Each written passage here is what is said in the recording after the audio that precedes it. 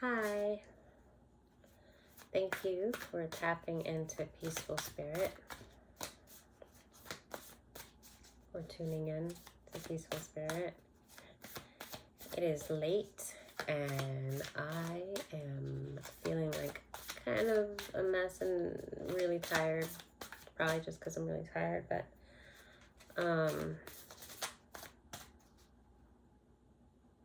I noticed that I'm starting to feel homesick when too much time goes by that I don't come onto this channel and do a reading, which is a good thing. Tells me a lot. But this is going to be a quick one, so just check the energy with me.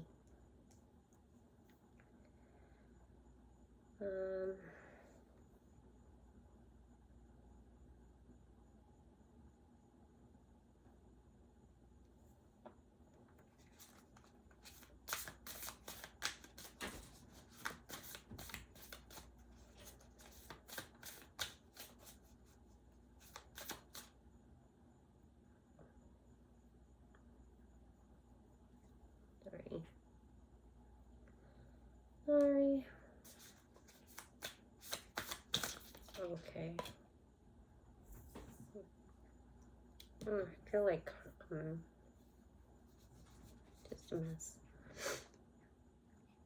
Guys, be good. Don't be crazy now, please. All right, give me a minute. So, one of the reasons I had to take a little bit of a break is I noticed that the last couple of readings I did, especially the most recent one, there was so much that was coming to me every time I stopped the reading. Like, I even came back on and did a couple of shorts, and I feel like the last few readings that I've done, I keep feeling very distracted, and I have had a lot going on, so I just kind of figured it was that. But then something that actually makes me so happy because of, you know, God and my awakening and just everything, it shouldn't be an obligation for me to come on. So like, I noticed that I was kind of rushing, and my guides were showing me that too, because my second to last reading, it was kind of funny because the same card kept coming out. Like, I would do the reading or channel off of a card, and then I would start shuffling, and then it would pop back out, and Bella, sorry about that, it would pop back out the same card, and I was like, what I miss? And like, so my guys were telling me to take my time and go deeper and look again, and then more stuff started coming to me. That reading was funny because they were like teaching me to just take it easy, and they were showing me that I was distracted, but like they kept bringing the same card out, so it was kind of funny. I just really appreciated that. I enjoyed that. But then the next reading, I did it again. So it just was brought to my awareness, and I just thought, if you're feeling obligated and you have to really come on and rush, or something is distracting you, then don't overthink it. Don't beat yourself up about it. Just put it down and come back. You know, deal with the things that has your mind distracted. And then, you know, come back. So right now, I probably should be resting because of how I'm feeling right now, but I also really miss it. So I just thought I can come on and do a quick one. Not a rushed one, but I'm gonna we'll check the energy together, and my guides know I'm just wanting to do something kind of quick, so maybe they'll give me a little quick message. Let's see what happens. Ooh, okay.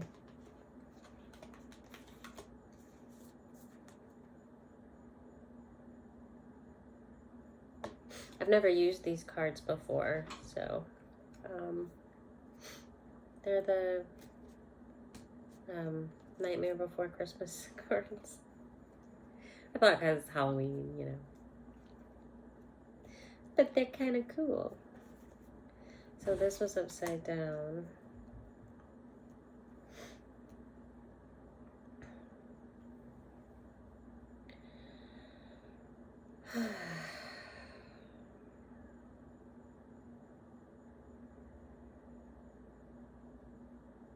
Trying to figure out how to read them, if I should read them. I mean, I do both, but because it's like potions instead of cups and candles instead of wands, which, that's pretty simple, but I'm just seeing if anything else pops out to me about the illustrations, or just getting familiar with the cards, because I haven't used them. I've had them for a while, but I just haven't used them. Actually, I really did like this deck because I remember they shuffle really well. At least, well, they don't feel like they do. A lot of them are kind of stiff, so I'm not usually able to shuffle this way. But with these, I can. They look like they're starting a war. My cats. What's going on? They're like challenging each other right now. They don't usually fight. What's going on? See the distraction? It's okay. All right, so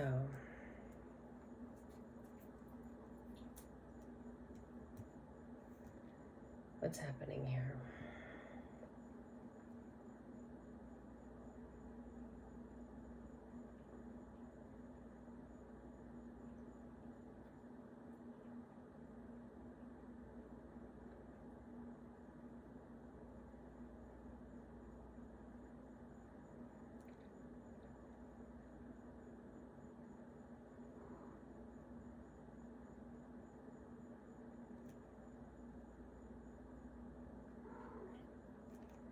Okay.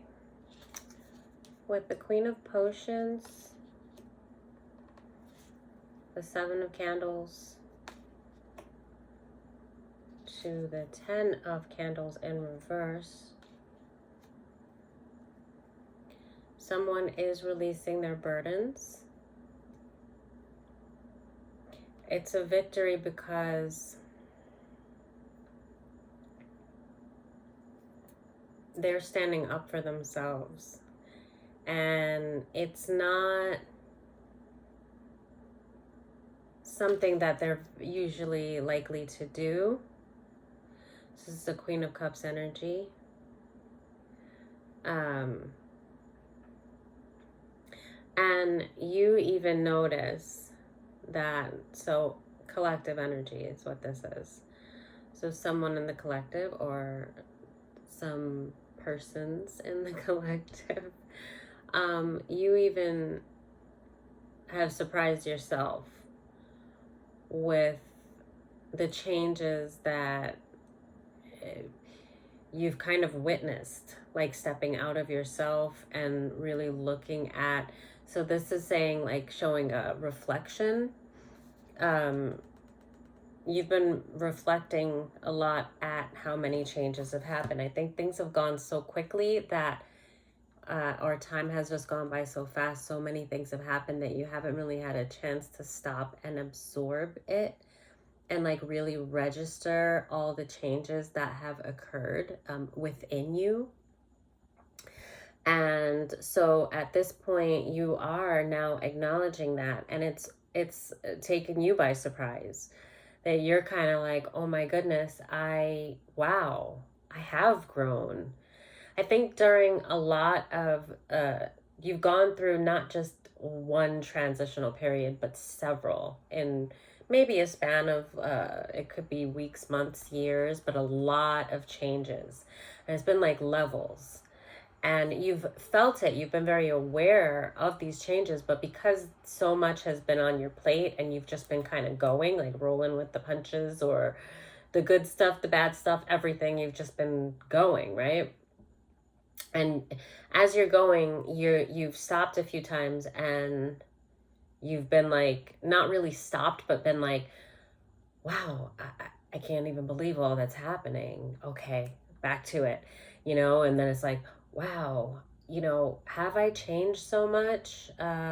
Because you suspect that you have, because like you have an awareness of nobody can go through so many changes and not themselves change, but you haven't had the time to really absorb it. So you haven't even been able to really notice the changes. You've just felt like you, but you're like, when I stop and sit down and really go over and like analyze everything that's happened, I feel like I have to be a whole new person. But right now, I don't feel like a whole new person, but at the same time, I don't feel like the same person. You could have been jumping in and out of timelines a lot. Recently, or however long it's been for you. This could be a lot of changes in a short period of time, or it could be a lot of changes, over the course of years, but just more changes than most people experience in said amount of years, whether it be 3 years, 5 years, you know 10 years maybe. um I know for me, it definitely, I can relate. I can relate to a lot of drastic changes within a 10 to 12 year span, as well as, because I kind of feel like that's where like the roller coaster started, maybe 12 years without my knowledge of it. And then like I was in it for at least a good 5 without knowledge of, because I hadn't really awakened at that time. But even over the course of the last, wow, even the last year, but then even the last 2, but even the last 3. So I can totally relate. And since that's coming to me with my story, I kind of feel like that's what it's been. Not necessarily a roller coaster, but like it's like an escalation. Please tell me that's a word. Right now, my mind is like, I don't know. It's weird. There's like a kind of euphoria thing that I've been experiencing recently. This could be related. This could be related to what I'm picking up, what I'm channeling off this card. I have noticed, especially today, even though I'm very exhausted, it's late. So 20 minutes to midnight. But it's actually, okay, it's 11:40. When I started, oh, I saw 11:33 when I was prepping to start the reading at some point, I think right before I started. Anyway, sorry, I'm getting distracted again. Okay, I've noticed this like euphoria, and the first time that I noticed was when I was going through my awakening, before I found out that it was an awakening, and that was 2 years ago, I think. Yeah, wait, not last fall, but the fall before, yeah. So anyway, but lately, and what it was that my frequency went up. Lately, it's gone higher. Either that, or it's or what? Or it's been tapping in and out, so I feel like it's been in this higher vibration longer, of recent, of late. So you might be experiencing something like that has you kind of just kind of shocked, like, whoa, wait a minute. I have changed tremendously. Like, I still relate to the person that I was, and I always will carry that person with me. I'm still that person, but evolved. Because again, you've not only gone through so much trauma, but you've overcome so much trauma. Like, you've healed through so much, and then you've learned so many things, not just about yourself, but like you're learning more about yourself, just processing the changes that you have made it through without any time to even really prep for them. It's like the divine has been prepping you with the changes, through the changes, if that makes sense. Um, like the divine has been changing you right under your nose, because you've just been going forward. I'm just going to keep going. I'm going to keep going has been your mindset. And the whole while, the divine is like, you have no idea, like you're not even going to see the changes happen. You're just going to wake up one day and you're going to be different, but the same, but not the same at all. Because you're going to have evolved so much that no one, like I said before, could go through these kinds of changes without being a completely different person. You just can't. You cannot go through what you've been through and remain the same. That said, the changes have actually, because all right, although you're not the same, you are. And why I say that is, you were in an unawakened state and then you were awakened, but then through that awakening, it's almost like you awakened again and again and again and again, or the awakening just carried you higher and higher and higher, maybe through different timelines, without your knowledge of it. Now it's starting to register because you've had the time to kind of sit down and process some of it finally, and you're shocked. And but what I was getting at was, when I say change, I actually feel like the changes have not made you into a whole new person, but it would seemingly so, but only because no one's been able to, including yourself, been able to really witness you at your purest form.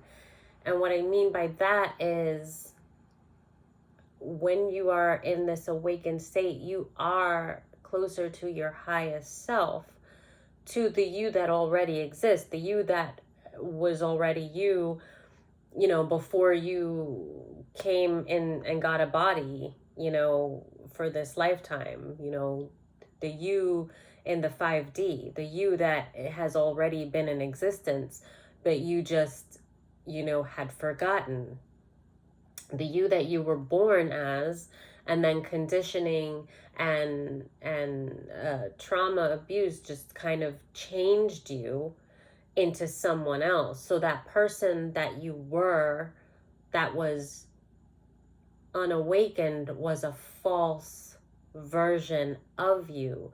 So now, although you've gone through so many changes, you are actually a more authentic version of you. So it is you, the you that you naturally were in your purest form spiritually. It's just that none of us, meaning you, yourself, and the people that have known you, have been able to really see that. Not that you weren't authentic, but you could only be so authentic when you're unawakened to who you really are. The trials, the burdens that you've overcome, the things that you've been through, has awakened you to what you are capable of,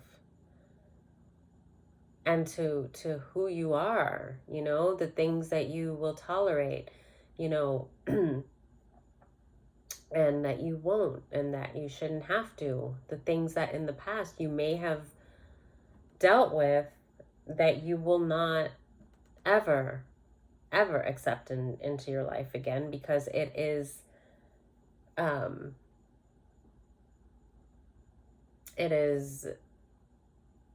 the opposite of nurturing yourself and of embracing that self-love.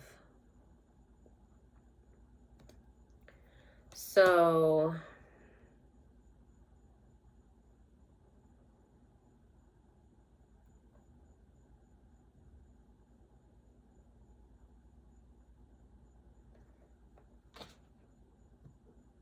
excuse me. This always happens. So you fought through a lot, and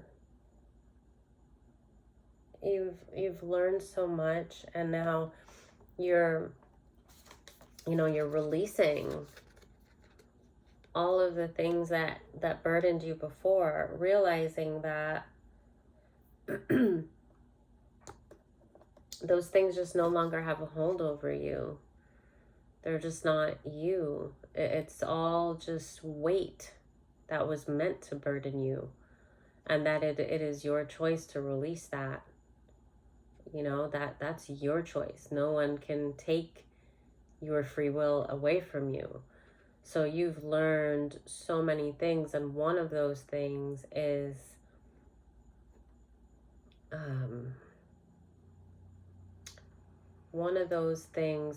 selectively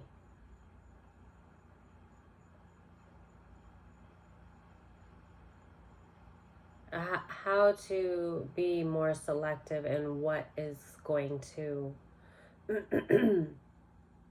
carry a weight in your life, in your thoughts. So this has a lot to do with, like, taking control of your own thoughts.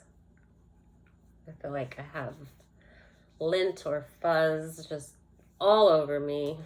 I think I'm just tired and probably dehydrated. Oh, let me take a sip of this before it gets cold.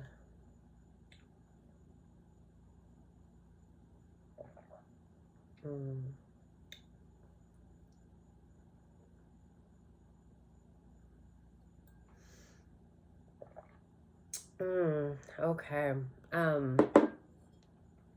By the way, if anybody wants to try this tea, it's called Hehuan Pai. It's Hehuan,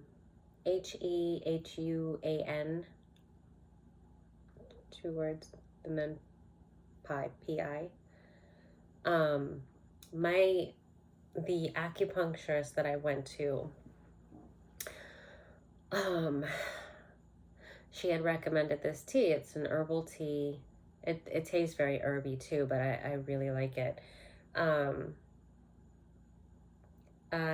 It's supposed to, if I remember correctly, it's supposed to help with like the natural flow of energy, the chi. It's supposed to kind of release blockages, emotional blockages. So something that would help to clear, the chakras and stuff like that. If whatever might be blocking, if you're maybe like root work or anything like that. Anyway, so she had recommended this while I was doing acupuncture treatments, which I really miss. I really miss it so much because it was just phenomenal.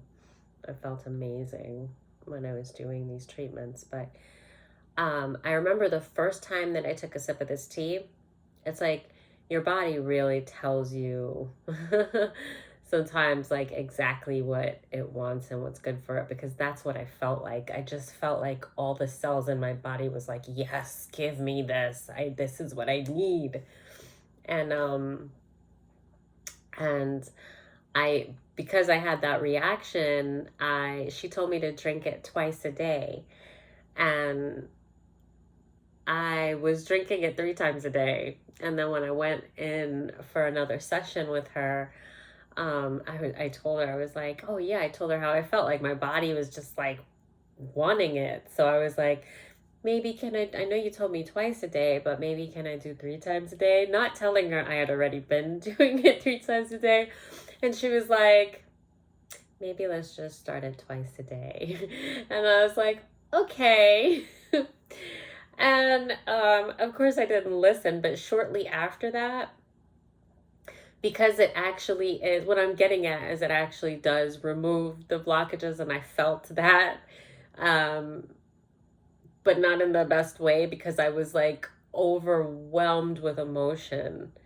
And this was just after maybe about a week of drinking it 3 times a day, because I was going to her I think twice, 2 or 3 times a week at the time. And then Like I had gone like 4 days without going to her, and those 4 days I was drinking it 3 times a day, and then I went to her, and then I was continued for another, few days. So about a week I was drinking it 3 times a day, and then I just felt like a basket case, and I was like, literally, I was just way emotional, but my emotions were crazy. Like it was like anger, sadness, like like I don't want to say, I hope that doesn't offend anybody, but like I really felt like bipolar emotions. Like I'm an emotional person. That's also been one of my things that I've learned how to, controlling your emotions, your thoughts, and things like that. But most empathic people, or empathetic, is it, are, emotional. And then you can just be in touch with your emotions so you can control it. But anyway, but this was way beyond a natural emotional me. So it was just like I had no control. Like I did control my emotions, but inside they felt like they just wanted to like explode in every level of emotions, happiness, sadness, anger. Like I was all over the place, and I was like, I felt the danger. And I was like nobody would know outside looking in, but internally I felt like I was going to explode. And I thought about it, and I knew instantly when I was like, what is going on with me? Why? This is not even me. Like, where is this coming from? And then I immediately, Spirit must have showed me, because I saw the tea. And it was the only thing that I had done differently. And I was like, oh, 2 times a day. Like, I was like, well, now I get it. And she did. She warned me, and she told me that it was, and at the time, like I was doing the acupuncture because there was a lot of work being done on me. I was aware of that, and it was definitely, where spiritual warfare is concerned, it was definitely helpful for me. And because that's what it causes, imbalances and like blockages. So when your energy flow isn't as it should be, then that's how, health ailments can kind of happen, or like, imbalances within the body. So I just, the fact that I didn't expect it to noticeably affect me so quickly, just because I was drinking it 3 times a day. And actually, it was so intense that I didn't even go down to the 2 times a day when that happened. I just stopped. Well, no, I should have kind of weaned down, but I went to like 1 time a day, and then I did just kind of stop drinking it for a while, because it was like, I guess there was a lot of energetic blockages, and all these emotions were, it was too much to handle. And I was like, okay, I'm going to stop drinking it, and then I'm going to start again, but I'm going to just start at maybe drinking it once a day or once every couple of days. And, it's great that it works, that I was able to see that, oh, wow, this really does work. But who wants to have, that it was a little bit too drastic and kind of traumatic to have it, to overdo it. So now that I know it works really well, I'm just gonna drink it at a more controlled pace. Um, yeah, I just thought I would share that with you. So it's called Hihun Pai. But back to this Queen of Cups. Let's see what else we got here.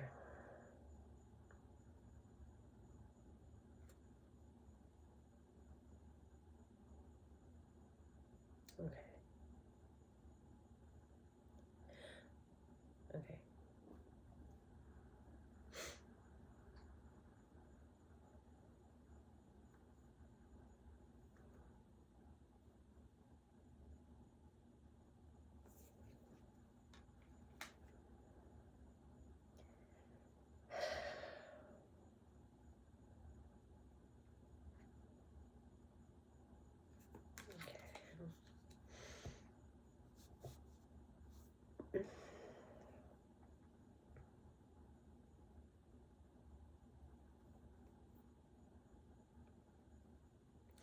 Okay, so what I'm seeing something with the past here, with the Six of Cups or Six of Potions to the, I was right, yeah, to the Two of Potions. But I'm seeing something else. That's why I'm kind of pausing. Just give me a minute.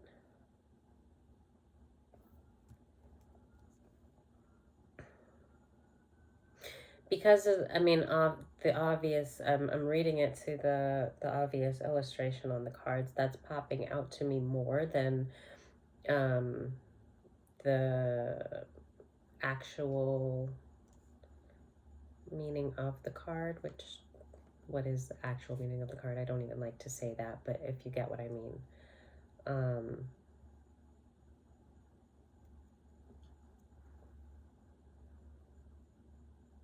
Okay, I mean, I'm getting something in the past.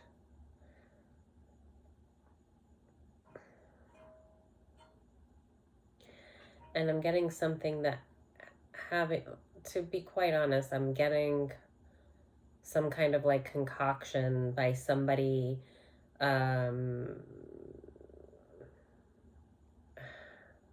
Okay, I heard herbalist, but then I'm getting more of like a witchy vibe.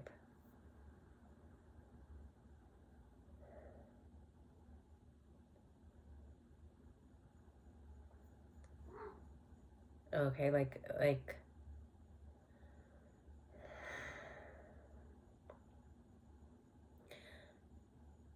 okay, so like somebody offered something to someone that they shouldn't have, but then with the with the way, so what I'm seeing here is like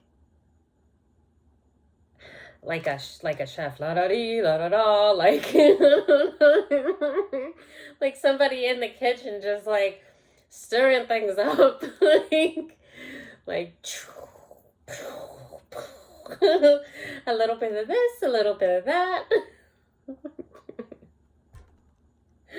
Why are you doing this to me? Oh my gosh. Okay.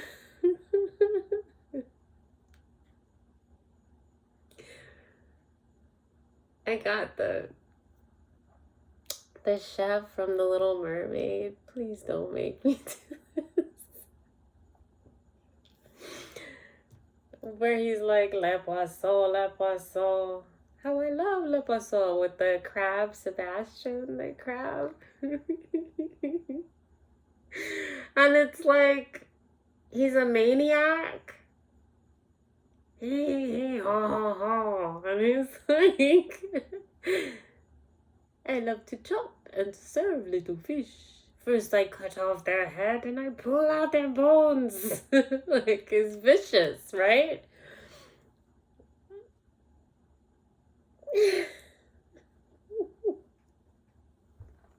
And he's like, I pull out what's inside and I serve it up fried because I love little fishes, don't you? Do, do, do. And he's like, yeah. And he's like, he's like in his zone, but it's like wicked, kind of comical. But in this sense, I guess I do get like a whimsical kind of thing from this. Like, that's what I'm getting. Like, somebody's just potions. But then this fish, and then, so and he's talking about cooking fish too, which is, I don't know if there's, I don't know what that, I'm just going to say it because then I see that's like a fish bone, right? But it's not. It's like, to me, like the skeleton, like poison. But that would normally be like the skeleton with the bones, but it's like of a fish. But in that song, he's singing about killing and cooking fish. But the fish are not like, they're like this whole, like, it's the Little Mermaid. So it's like vicious because they're like humans, and they're like vicious because they eat the fish, but they're like this whole family in the ocean. So it's like a bad thing.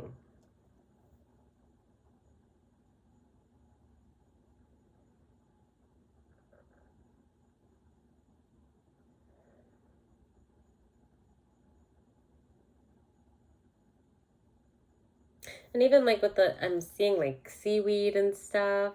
But I don't know. I'm getting something with, I don't know why. What, maybe, I mean,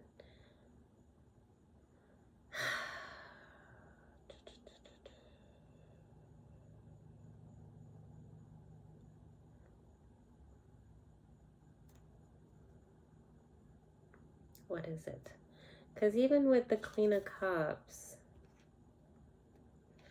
now I'm noticing it's like she's in a pot. And she's like, I don't know what this is. She's like some kind of a dragon thing, fish or something, but she has a mermaid's tail. And that just made me think of when Ursula gave the potion to, or like she shrunk the people that she so-called helped. And so they looked like all deformed little worm like things, because it's almost like she's a mermaid but she's something else now, but like she was like, she's also like a part of like this stew.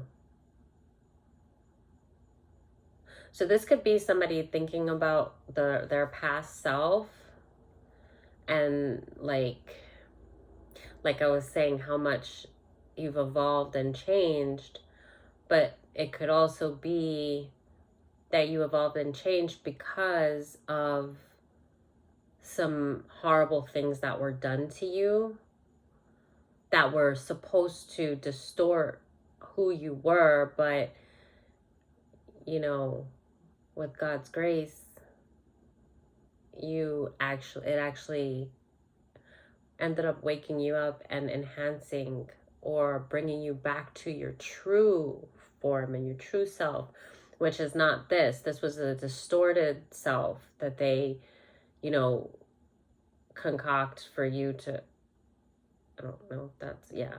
But yeah, they meaning, you know, whoever these people were that like attacked you or whatever this trauma was that you endured, it changed you for the better, even though it was meant to change you for the worse.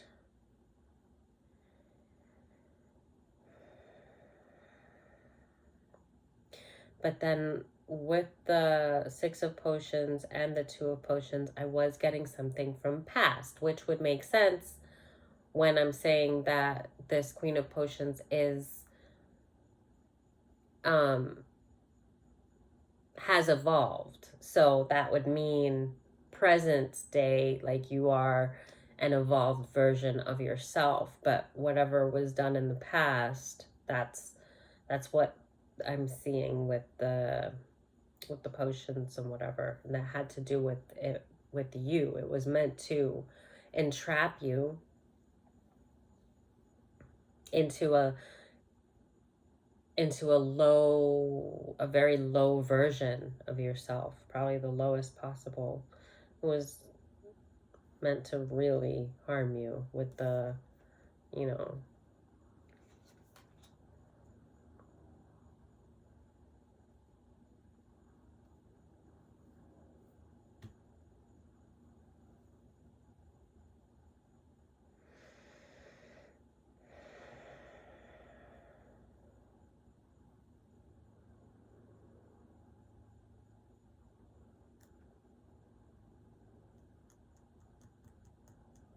Wait a second.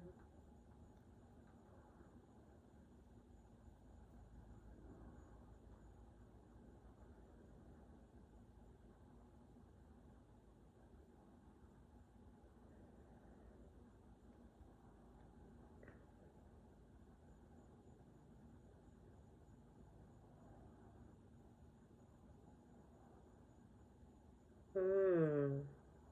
Okay. Thank you.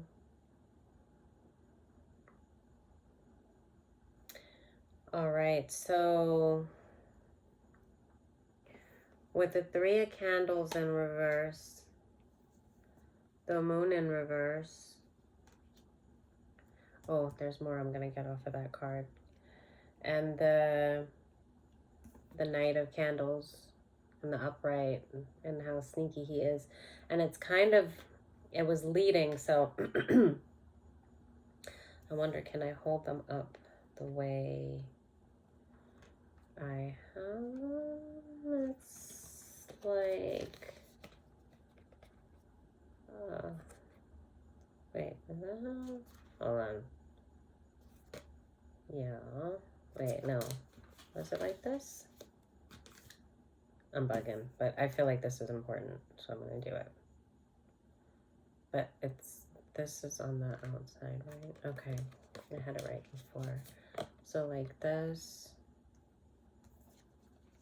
like this, this. Oh, come on. Okay. And then it's like, it flips it around. He's like this, but it's all, this is ridiculous. It's, he's facing the other way. There's some meaning to that, but okay. Let me not get frustrated. Okay. It's the camera. Everything's flipped. Let me just put it back the way I was seeing it. Okay. It showed, I'm going to say this. Really, kudos to some of the phenomenal readers that, I mean, there's so many that is in the tarot community, and some that have inspired me, from, before I started, like a couple of years ago when my awakening was happening. But just kudos to you all, because I mean, it's so cool and I love the challenge, but I'm realizing I've seen readers articulate so beautifully what they're seeing, and in the best way. Like, doing this, it makes me realize how difficult it is. And it's not complaining when I say that, because it's actually exciting, because it's showing me, and it's not forcing me, but it's inspiring me to kind of learn to articulate it, but better, but it's like a whole other language. And the thing is, I never realized that because I wasn't a tarot reader. Like, I could read it, and the selective times that I had, I never had to explain it, because if it was shown to me, even visions or that I would see in my mind, images, dreams, or then actually with the tarot, I see it and I understand it. But I've never had to try to articulate it to another person. And so now, trying to do that, it's actually making me realize something that I just never noticed before, because I never had to. The knowing and the understanding that you get from it is so thorough, at least for me, but I'm sure that it is for other readers, for them to even be able to express it the way that they do. I could see that would take practice. But like I said, even when I am not reading as much, I'm more at a loss for words. I do notice that I struggle to express myself just in like daily speaking and stuff. Naturally, when I'm reading, it shows, because I just don't, I'm not at a loss for words as much. But this is something different. So my experience with tarot, it is like a whole nother language. And I just never realized that it was, because that language exists within myself, through the Holy Spirit. So I guess it's like a consciousness, right? So because we communicate differently in the 5D, and what I never recognized that I was understanding it as like a whole other language. I just understood it because I understood it. Like if I saw a vision or I had a dream, I might be able to describe the dream better because it's like a series of events within the dream. So I could probably express to somebody, this is what happened in the dream. But like images and things, it comes with like an understanding that I've never, until reading tarot for the collective, I've never had to put into words. So it's just incredible to me. It's so fascinating, but it's like in the best way.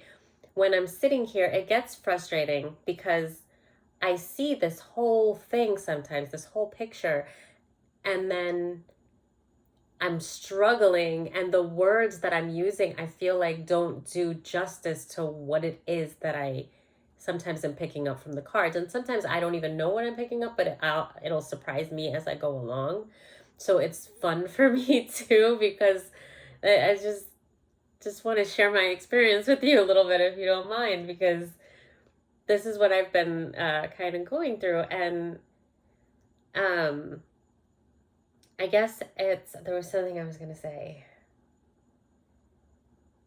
Okay, I remember explaining to an ex when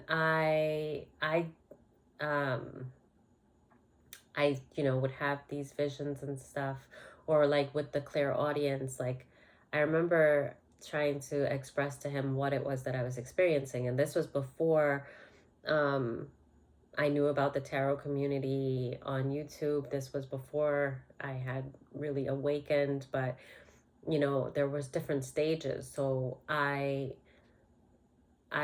suspected at this time that I could read tarot or do what some of these readers did, not on that I went to because trying to get help, or understand what was happening to me because of spiritual warfare.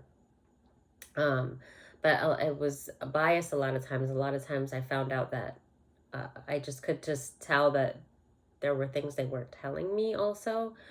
Um, but anyway, I remember expressing to my ex that when he asked me and I tried to put into words that it's like a voice, but then when people are like, oh, she's crazy, she's hearing voices. In a sense, it is like hearing voices, but it's it's more like a thought.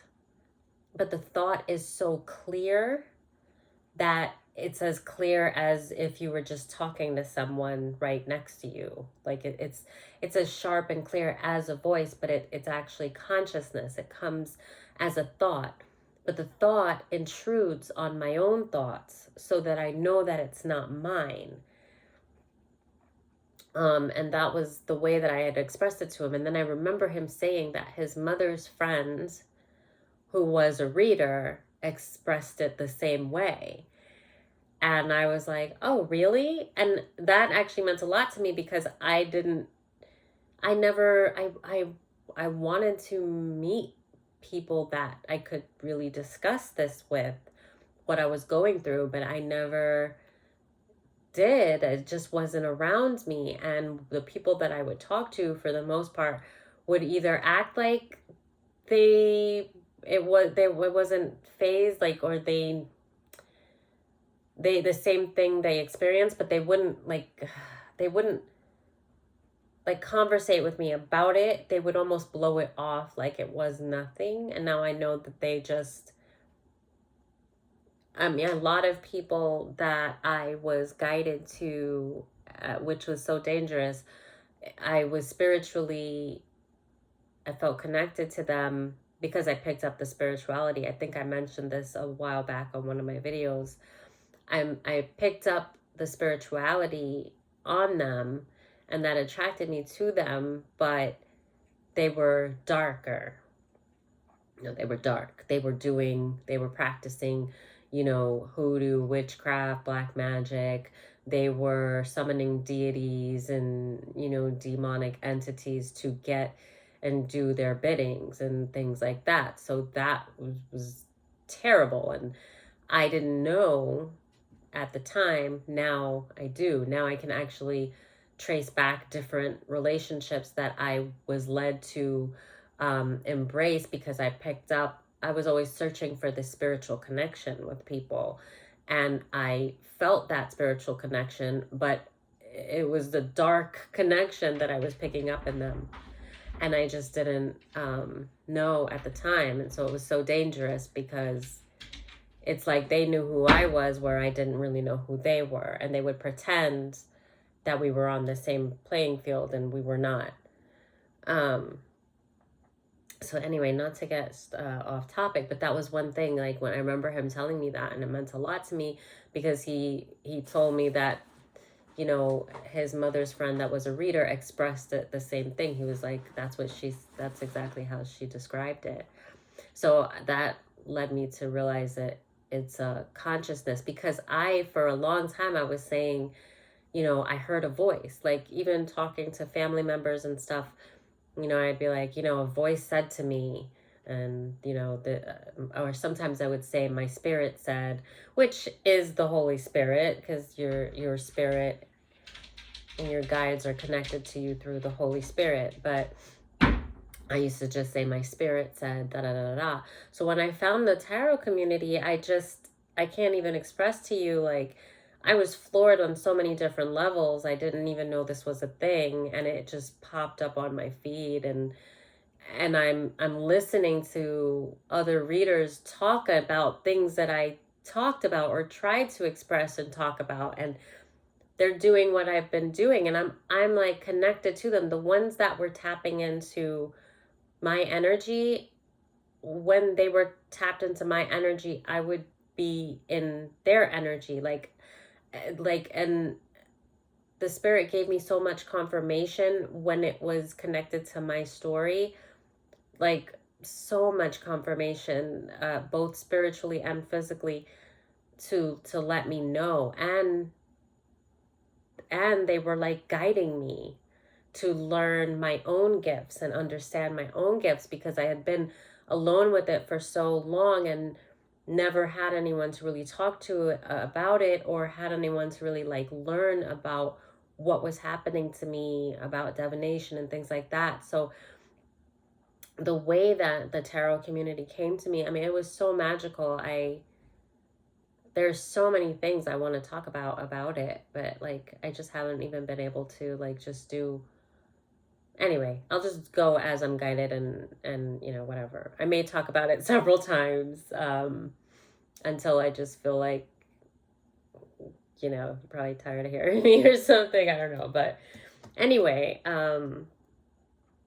so just, I kind of veered off topic, because I'm realizing that I just have so much respect for the readers that express themselves so, like, the way that they articulate these readings is so beautiful. And I realize, trying to do it, that it is not easy. But I understand it. It's easy for me to understand it, because it's the consciousness. And that's what I was going to say. It's,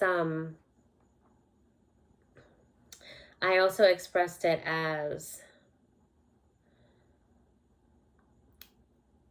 I guess, like that kind of like enlightenment, or with the downloads, right? Okay. I had expressed it as, if you had a conversation, right, with a friend about something that took place, right? Something that you were blind to, and they were there for the whole thing, and so now they're filling you in and they're giving you the story. And let's say you're talking for like hours, maybe for days, maybe you guys, you are on vacation and they're like, so this happened, that happened, that happened, and then, when Harry met Sally, and blah blah blah blah, and this, I don't know. And you're just like, oh, and you're getting all this information from this friend that had front row seats to whatever the altercation or the storyline is, right? The whole point is you're getting information from somebody that is well versed in this topic, right? Like if you were had a teacher and you're in class and something that you knew nothing about, now the teacher over a course of maybe weeks is like breaking this down for you, and now you just know it, right? So now you have this knowing. So you don't have to like if you were to express it to someone else, you would express it from like the knowing. Like doing a math example, or I don't know, algebra or something, like you wouldn't you would solve the problem and give the result, right? The answer, but you wouldn't express all like the whole semester of the work that that teacher like taught you in order to solve that problem. You would just solve the problem. So the way what I'm getting at is like if somebody is telling you, a story of something that they witnessed or whatever, once the story is done, say it was for hours and hours and hours that you had this conversation, and now you have this enlightenment, this knowing, because now you have this understanding of the situation that you knew nothing about before. When my guides and the Holy Spirit give me a download, it's like I just get that knowing, because it's in a second. Like it'll happen in a second, but in that second, I just got so much information, as if we sat together for hours and they broke everything down to me and taught me everything that happened. And now I know the whole story, but I just got it in a download. And so it's like, so sometimes it's like overwhelming, but there's like an understanding, like I get the understanding. But now, like when I was doing readings myself, or if an image came to me, like a vision, I would get the understanding within that second. I would have the understanding that had the whole backstory within that moment of understanding. So because I had the understanding, I never had to express it.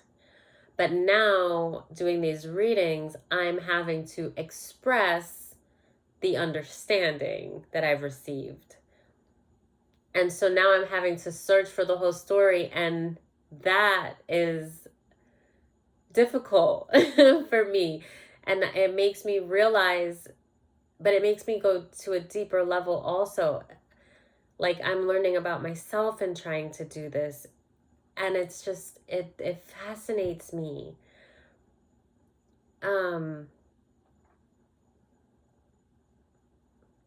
It's just, it's such a gift. Like I said, when I don't come on, I've just realized how much this means to me. And it's just the connection with the divine that I've always had, but I'm embracing it more by reading tarot and coming on to the collective, and doing this for the collective. And it's not just for the collective, it's for me too.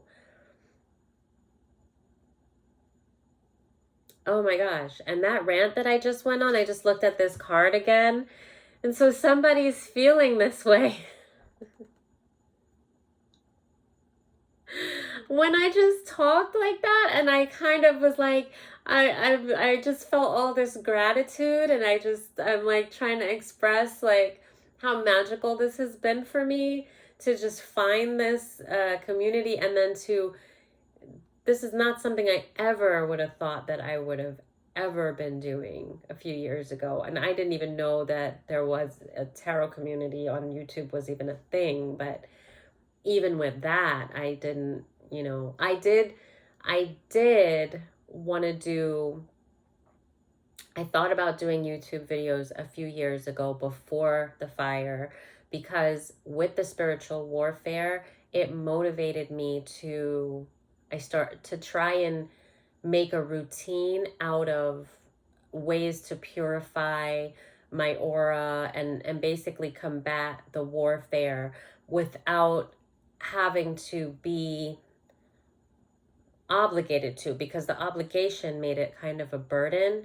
So one of the first things that I thought, because it was affecting my life so terribly, was I always wanted to make soaps and like candles and stuff, and I had never tried it. But sometimes you just know what you can do even without, like, your spirit tells you.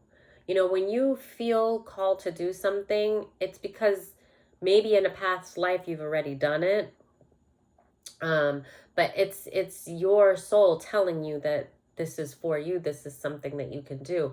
I had people even kind of judge me. Like, I remember saying to some people, did that anyway all the time, and I remember just saying to someone that was a so-called friend that I had wanted to do it, just talking, and they were like, have you ever done it before? Have you ever like researched it or anything like that? And I was like, well, no.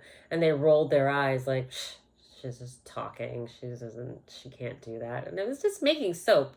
Like, if you have the desire and the love for it, it's not going to be hard. It's might be hard for somebody that has no interest in it and doesn't like it at all, then, because why would you want to do it, right?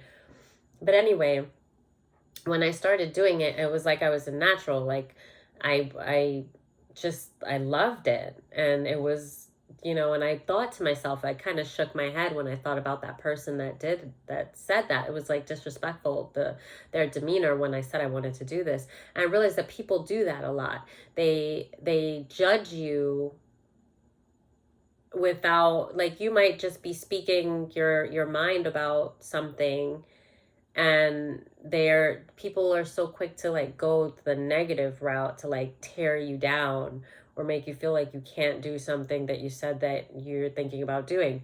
Anyway, for the longest time, I knew that I was going to, at some point, I wanted to do like soaps and stuff. I love sculpting. um and I just love crafty things like that. But at this time, when I was purposely trying to figure out a way to incorporate routine ways of cleansing my aura and just kind of combating the spiritual warfare that I was going through, I was like, I'm gonna have to do these things every day. And it was like, I knew prayer worked, but it became like I felt guilty because I felt like I was only praying for a protection, which that sounds so crazy for me to say, but I wasn't, I didn't have a relationship with God enough to where I I didn't feel like I was giving thanks and gratitude the way that I should have been. And then I was always so like oppressed and burdened because of the warfare that I was going through. It took, was taking my life away. Really, it was like eating me up. And so I would pray, but it was like this desperation, and it made me feel guilty then, because I was like, oh yeah, you go to God when you need something, right? It's so ridiculous. But anyway, I didn't want it to be that. I just, you know, I wanted to find a way. I was like, it has to be a lifestyle. And that was one of the first times when I was starting to like, I always embrace spirituality, but like actively trying to make healing rituals like a part of my life, because I needed to in order to live, because there was no way for me to live with the warfare that was happening. And I didn't know at the time where it was coming from. It was coming from several different places. But so I started to make organic soaps with like properties that I did research on, different things. But basically, some of my favorite ones was like I did like a lavender cinnamon, and it was most of them was olive oil based soaps. And olive oil is also like a spiritually cleansing thing for your aura. Um, And I'll, of course, sea salt. I put sea salt in all my soaps. Those were the two main ingredients, was like the olive oil and the sea salt. But like I did, floral based ones, and I really experimented with it. It's such a broad spectrum. You can go endless amount of soaps and things. I used essential oils and you know but anyway, so I was doing that and I really loved it and I was really good at it, and I was gifting it to friends and things like that, and I never really got around to selling it. But I noticed that, I mean, it was just something I really loved doing. And I even like I made my little gift baskets and I made them pretty, and I was like obsessed with the wax, with like the old form of like when you write a letter and you seal it with the wax and you stamp it. So like I had the wax, and I had like the stamps, and I would do the ribbon that I tied the gift boxes with that had the soaps in them. I would seal it with the wax on the tie and like stamp it. I'm telling you, I just loved it so much. But that was one of the things. One of the readers that I was watching, that she was following my story for a time, and she had like this book, and one day and she opened it and she had all the wax stamps on the inside, and I was just like, oh my gosh, she's like me. And she was like, I don't know, I'm obsessed with these stamps, and I can't tell you how many experiences like that I had, and I can't tell you what it meant to me, because I just never could find anyone like mine. And from I was a kid, I always, like, I would just stare out into space and I would just be like, I knew my heart. I knew the way that I was. I didn't know why other people treated me so badly. I didn't know why other people felt like they needed to compete with me, but in a way like, well, you're nothing to compete with, but they would clearly be competing with me. And this was happening from such a young age, and I didn't understand it because I only ever competed with myself, because I felt like that's what you do to really grow. That's, I don't know. That I never looked at someone else and felt like I need to be better than them, or I need to like take them down a notch. It just wasn't me. And so there was a lot of things I was like puzzled about. And I remember, but always feeling like staring out into the sky, into the universe, into nature, wherever I was, and just imagining like a soul tribe. Like I used to, I had this knowing that I would say to myself, if you exist, like, you know your heart, and these other people can't possibly know your heart because they wouldn't treat you this way. So, it's not about blaming them or anything, but it is about knowing that I mean, everybody, you know what you think and what you want for people. Like, I knew I genuinely wanted to see people do good and be happy. Like, I wanted that for people. I just naturally wanted that. I never looked at someone and thought like they don't deserve something that they have. I wanted them to have more. Like, that was how I always felt inside. So I felt like, if you feel that way, then you know something about yourself, right? And I just believed and just knew with my core that if I exist and I have that in my heart, then there are other people in the world that exist in the same space and that carry the same feeling and intent in their heart for others. And I knew that. It's just that my world around me, I never saw it. And I just accepted it as, because that was the people that I knew. I never really accepted it as there were bad people. I just thought, well, they're just people. I never blamed them or anything. But now looking at it, I was surrounded by a lot of very unhealthy, just people that embraced their trauma and wanted to inflict that same trauma on others.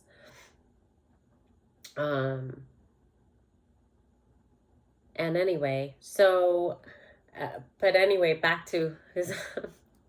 I'm gonna let myself just go if I feel like talking, because maybe it's for a reason. Because when I was talking before, and I was like this, I was in that gratitude space. I looked at the card, or Spirit said, "Okay, now go back to the card," and it was that. So what I was saying, someone else could have been going through that, or could be at this time, going through this transformation where you still see yourself as this Loch Ness monster or whatever creature that others treated you as if you were. Others almost tried to make you their own creation to be this.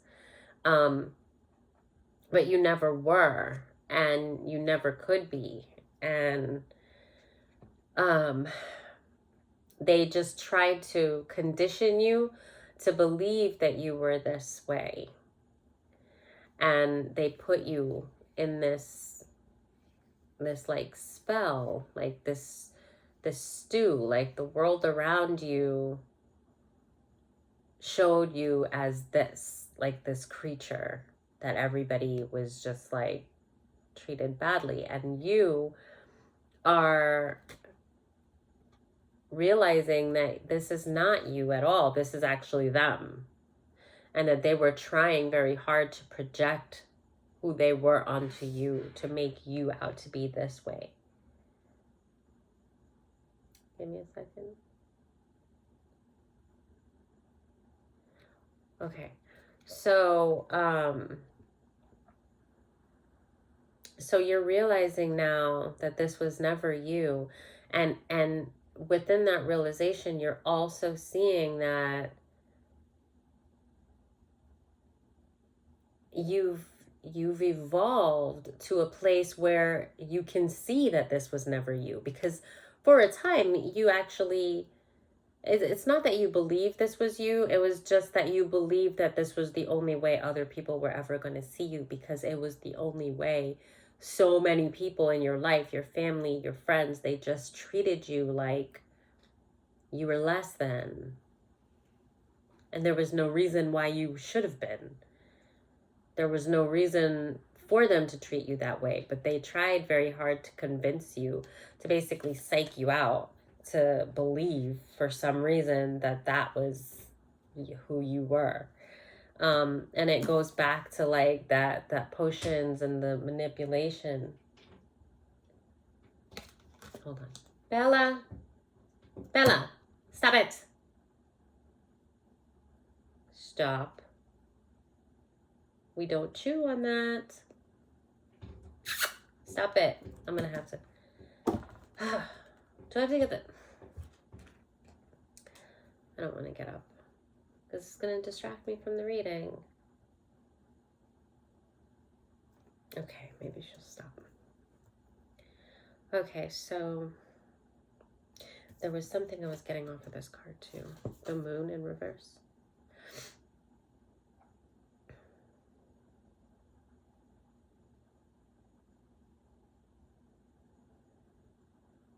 Yeah, so they were trying to stop you from like taking that leap. Because I just got like the Fool card with him. This is the moon. But I got like, you know, that leap of faith to your higher self, to, you know, to God, trusting the divine. They were trying to stop you from doing that.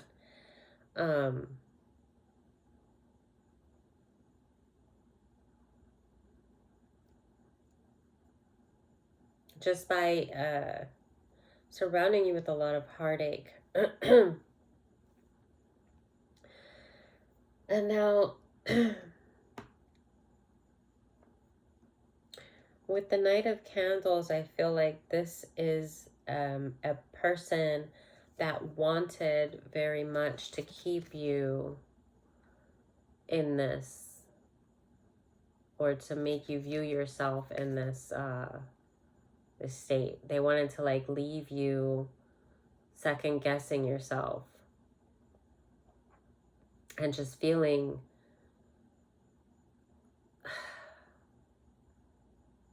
just void of life, of promise. They were very excited and eager to do this. And from the way that he is here, I saw the Seven of Swords.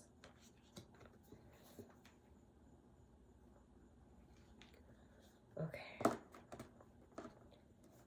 I have to get up in a few hours, but this is good already. All right, so I want to find out a little bit more of this Knight of Candles. So the Knight of Wands. Oh, how do I?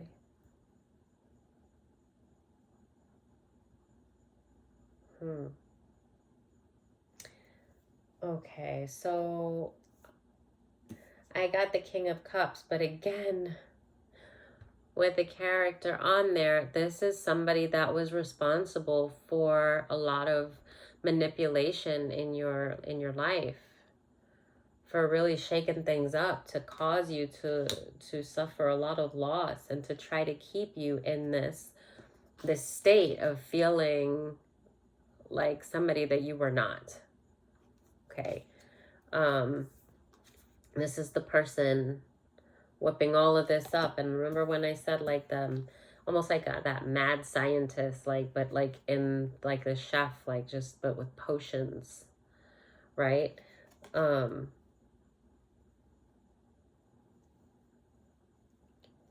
So I definitely, this is a masculine energy. And that's a feminine at the Queen of Cups. I'm getting so much divination abuse here, for sure. That was all wrapped around you being trapped in a mindset that made you feel like this, because you never were this.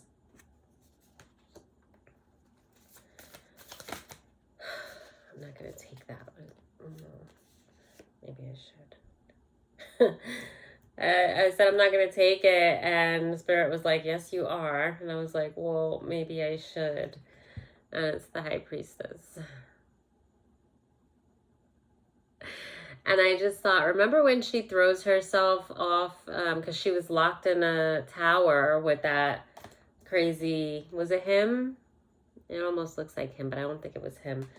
But the scientist that created her, and she sneaks out and she jumps out of the tower, but she has like the needle and thread, so like her arms and everything falls off and her legs, and she just sews herself back together.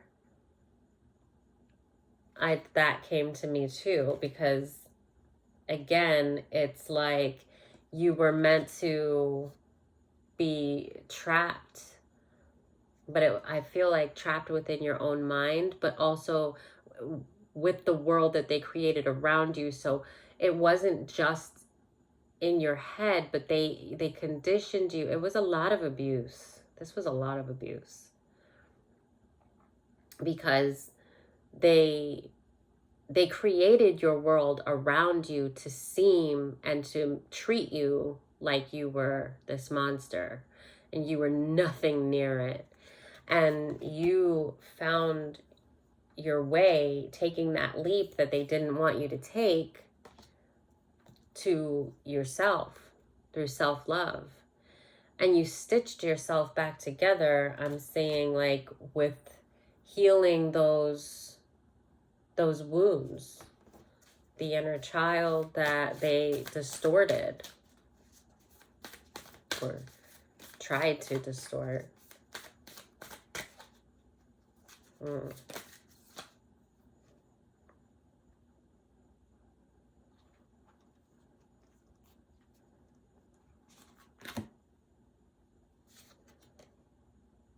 This and it was in reverse. This is actually when, and I have not seen these cards, this is when she was stitching herself back together, this scene that I told you about. I didn't even know that they had made a card like that. And it was in reverse because this is something that you've already done.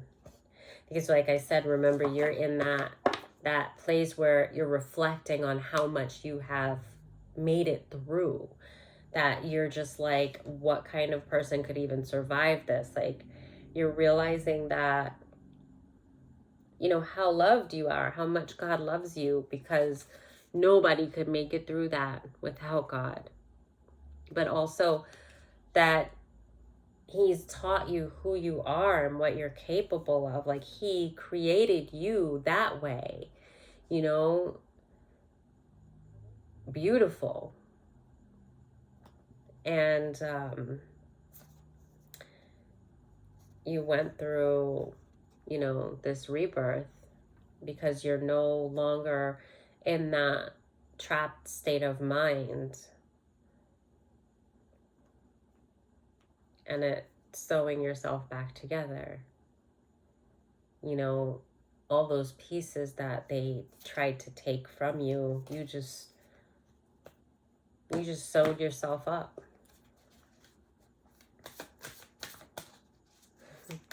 And she's like, so she doesn't feel distorted or broken. Her face is just like, okay, I'm together, ha ha ha. Like, she's like, she's very cunning. You're very cunning. You're like, they thought that they could break me. She's like, it's like her own little secret, or her secret with the divine. She's like, they thought they could break me. And she just has her needle and thread in her pocket. And she just leapt out the tower. And now she's off. And I just saw the Pumpkin King. Where's the one? Yeah. So this could also be, because when I said that, I saw the twin flame. So this could be something like that. Maybe leading to that. Maybe this is why so much was done to keep you trapped. It was to keep you, well, you know, it doesn't even have to, I heard twin flame, so I said it, but it doesn't even have to be that. It could be that this was to keep you from everything, from any kind of love, from any kind of life. It was to rob you of your life force.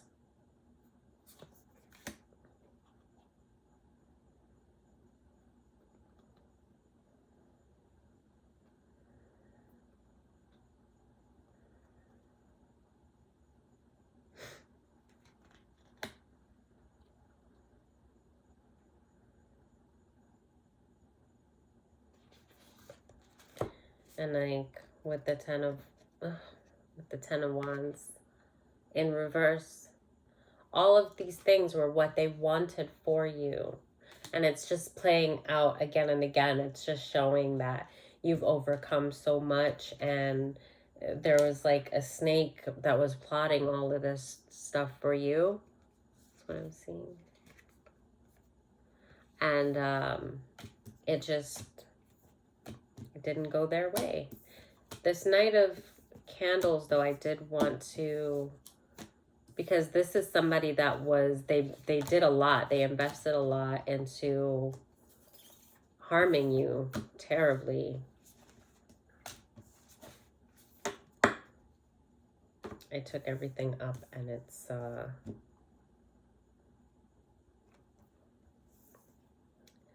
it was like that he was like, I don't know, it's just different. It's like this. How it was left on the table.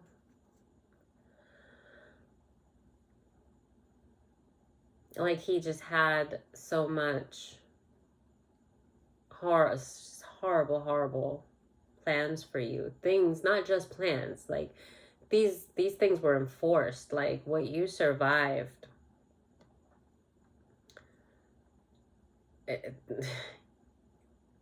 you have a lot of people that are just stunned to see how you could survive. You are letting people know that God is real. Just because of how magical you are.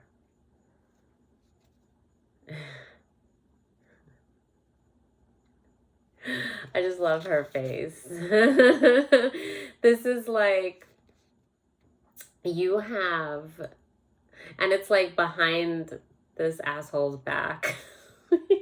Like, it's like he's like, ha ha ha, I've got all these terrible plans for you. And he thinks that you're here, but you're here. And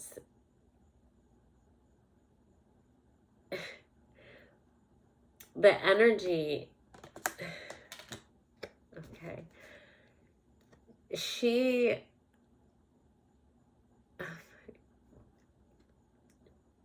this is somebody that is not only loved, but loves the divine completely. You are so magical.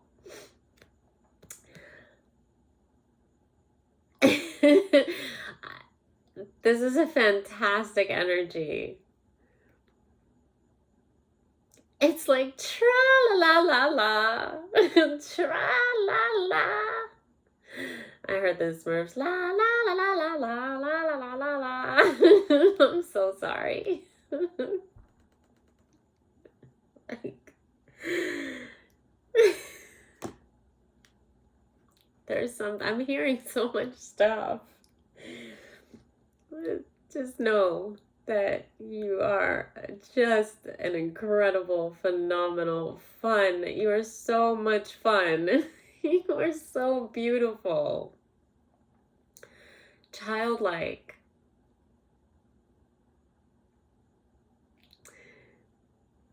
You're exactly one of those people that I dreamed about finding when I thought that there had to be like-minded people, like a soul tribe that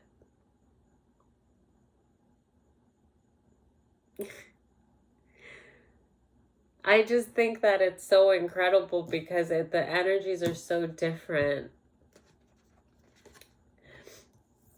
Because this was never you. And they didn't see you this way, just to be clear. They saw you this way. But they worked really hard for you to see yourself this way. And why that is because if they saw you this way, they knew you were magical. They knew that you would manifest magic into your life. They knew that you were blessed and they hated you for it. And they knew that their best shot was to get you to see yourself this way because then you would manifest the lowest of the low. Because you would believe that that's what you deserved because everybody around you told you that that's what you deserve because they treated you this way, but they did not see you this way. I promise you, they never did. They knew who you were, but they saw that you didn't know who you were, and so they decided to play on that. Biggest mistakes they ever could have made. It awoke in you.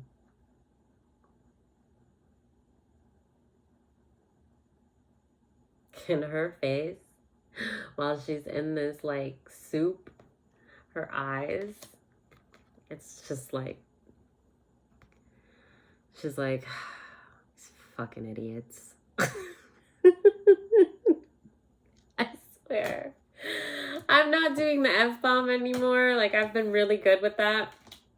But there are some times that it's called for, and that's what I saw. I just made sure to say it while her face was on the that's really okay. Let me find out more. I don't know if I should use the same deck. There's a couple more things I wanted to do with other decks, but I didn't expect to go this long. Oh my gosh. Well, I wanted to ask about the Knight of Candles. So okay. Oh, it came out twice. That's what I saw before, and I put it back. And then, so Spirit does something with cards I notice when I'm shuffling, one will do like that in my fingers, and then I always have to pull that card out. So I ignored this one, and then I put it back and started shuffling because I wasn't sure if I was supposed to take it. And then it did one of that little, it does that. Sometimes it even makes the sound. And so yeah, it was the same card. So, and this is the Fool, but then this is also the Pumpkin King.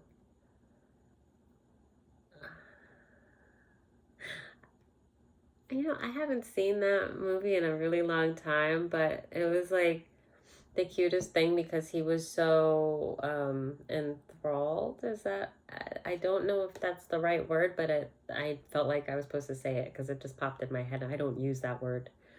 But he was like so taken back by Christmas. He wanted to learn about Christmas, and I heard the song. He has the same childlike spirit that I was getting off of this card collective, because he I just thought of the song when he's like, "What's this? What's this? La la la la la la. Da, da, da, da, da, da, da, da." I don't know the words. What's this? What is this? What's this? And he's like, oh my God, how am I gonna sleep? It's okay. But I got that. So I'm getting that same like childlike spirit. So this can be your counterpart, even though it's the Fool, or it can also be you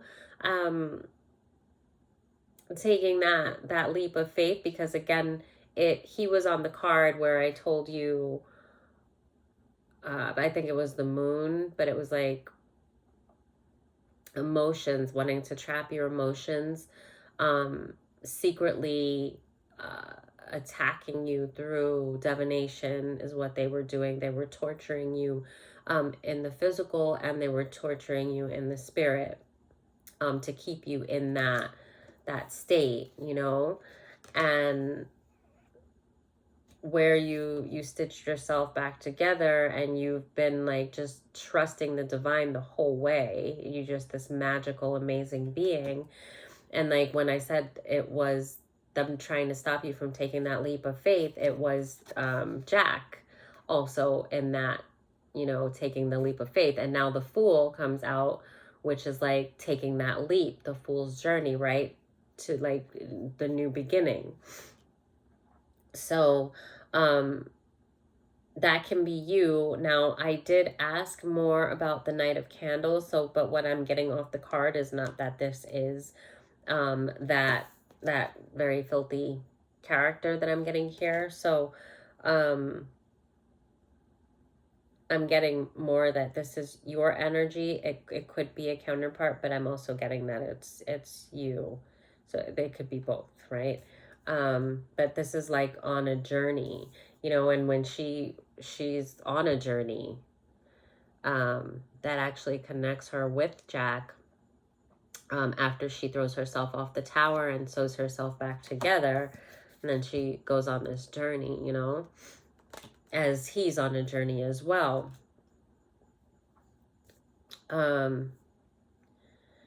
So it could be just, that a lot was done for you. It could be about a counterpart, like I said, but it can also be just about you having life, because that's a part of life, that so much was done for you not to be loved, for you not to be received as a loved being. Even though you were loved, you carried it. It was in your heart. It was genuinely a part of you, but they tried to take it away from you in your surrounding world so that you would just deteriorate without it. But with that self-love, you amplified your own heart, that love within, and then it surrounded you all around, and the divine embraced you. Because when you go through that self-love, you are nurturing yourself and the Holy Spirit within thyself, which then nurtures your connection with God and the divine. So when they shut out love from your whole world around you, and then you decided to go within, you were forced to, and to love yourself, you amplified the love that you already had in your heart. It was the only place that you ever knew it or felt it, but it was within you. So from there, it just illuminated around you, and it strengthened your bond with the divine. This is an incredible reading. I want to thank you very much for sharing your energy, because it was worth it. I should be sleeping, but it was so worth it. And I felt like I'm going to just come on and do a reading. I'm just going to do it. And, you know, I did. I don't know. I don't know. I didn't ask, but let's see.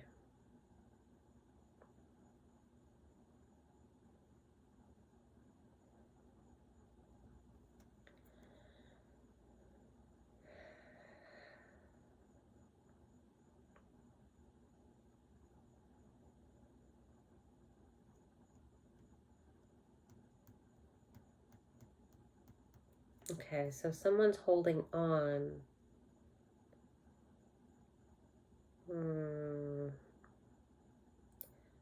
I don't like this. This is more, I would say, in tune with this energy.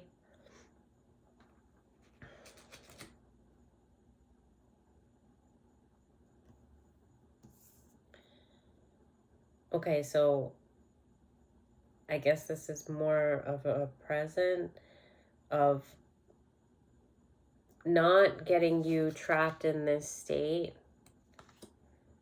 This person is a wreck, probably facing a lot of karma, and they're like blind with drunkenness, for one. He can't even find the bottle, but he's still trying to drink more. And there goes that fish again with the poison.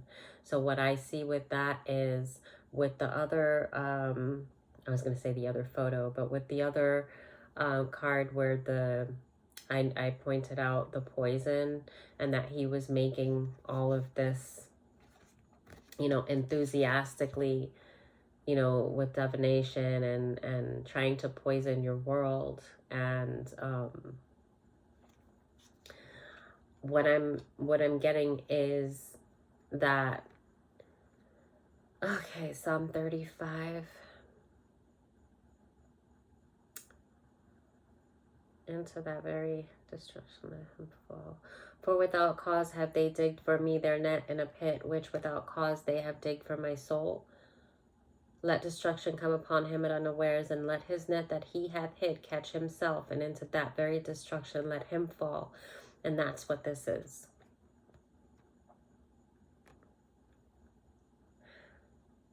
What he wanted for you, that poison that he tried to put into your life, he has consumed that poison, because he poisoned himself.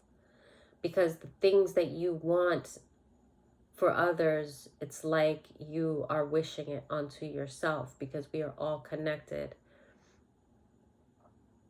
And what you put out, you're going to get back. And when you put out so much, this was a tragic amount of hatred, and just even to bind somebody spiritually, to attack them spiritually and physically, make everything in their world around them die.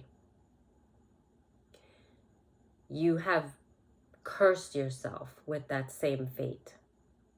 And that is what this individual has done. And now they are at a very, very low, very, very low place.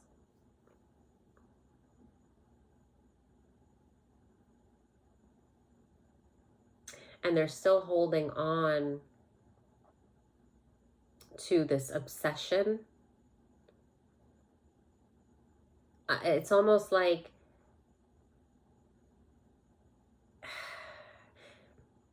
a denial. Like he's blind to what he's caused within his own life by trying to obstruct a life the life of another that was completely innocent. There's a denial, which is why he's probably consuming a lot of alcohol. But, and I heard not just alcohol, but it's helping his denial. It's almost like he is living in the world where you have been destroyed, and he is in control of that destruction. And with his eyes, excuse me. Oh. He wants to be in this illusion. He doesn't want to be in the world where you are thriving. This person, oh my gosh. Wow.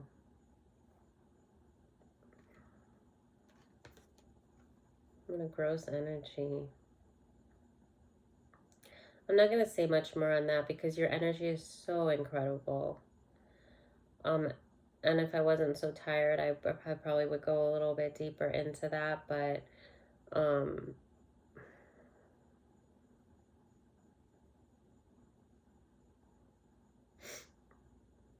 I don't want to sit in a filthy, nasty energy like this right before I go to bed.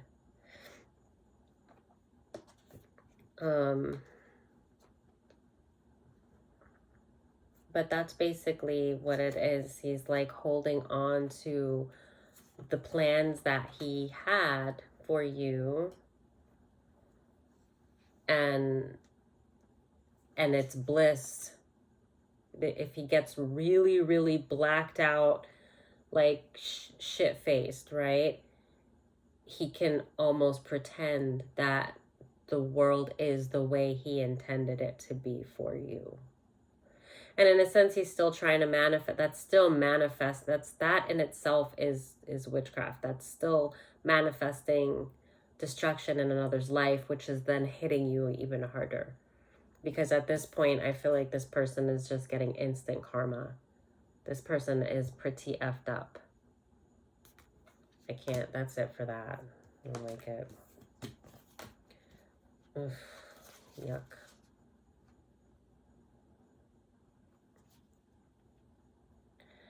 All right. I'm going to look at what's on the bottom of this deck, and then I'm going to at least end it with this deck, and maybe just pull a little bit more on another one. Oh boy.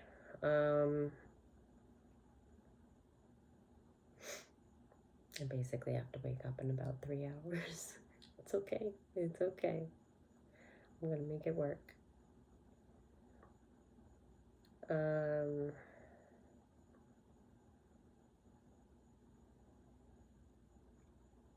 So this is the 10 of Candles. And it's on the bottom of the deck, and I said I was going to take one more card, and then something caught my focus, but I'm also distracted. So I'm going to look at it for a second. Actually, I'll just take it out of the deck.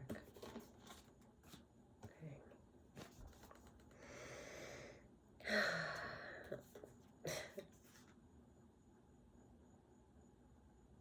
In reverse. It's the Hierophant in reverse. And I just took this because I remembered the character, and then Spirit was like, yeah, take that crooked guy. Ooh, a mess. Okay. So, Warlock energy. This person's sick. This is a sick individual, man. I don't even want to touch the cards. It's not the illustration. It is the energy that I'm reading right now. This is a sick individual to levels that I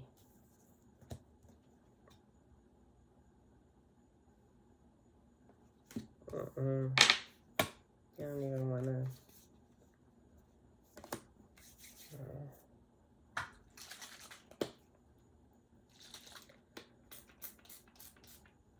Might be a little biased on that too because it's very familiar to me, but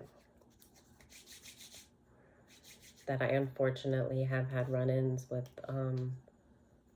people quite close to the energy that I am experiencing on that. And in the collective, I've realized that a lot of us are going through a lot of the same traumatic experiences that might be different, but it's kind of the same when it comes to the kind of individuals that are kind of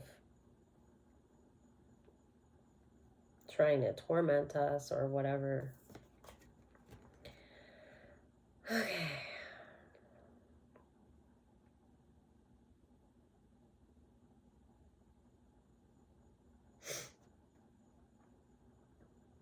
Okay, so with the Ten of Wands, basically, and then the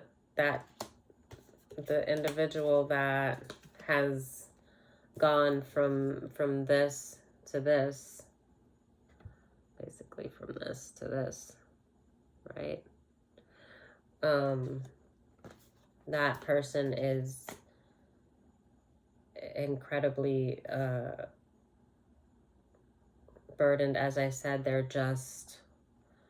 world is upside down, and they are so far gone that because I know these things are meant to like wake someone up, and then the karma is meant to give them kind of the awareness to heal, but I don't know if this person is I don't want to say too far gone because it's not for me to say that, but this card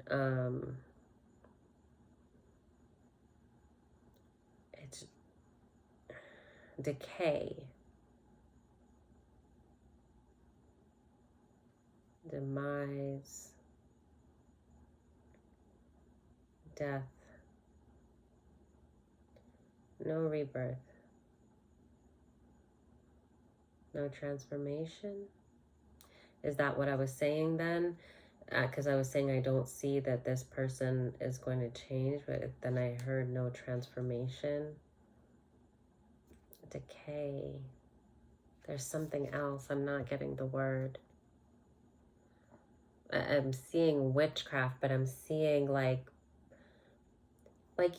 in horror. I used to watch a lot of horror movies. I don't so much anymore, but in a lot of, I saw, I'm sure I must have seen this in a horror movie or maybe several, but who knows? Like I'm seeing like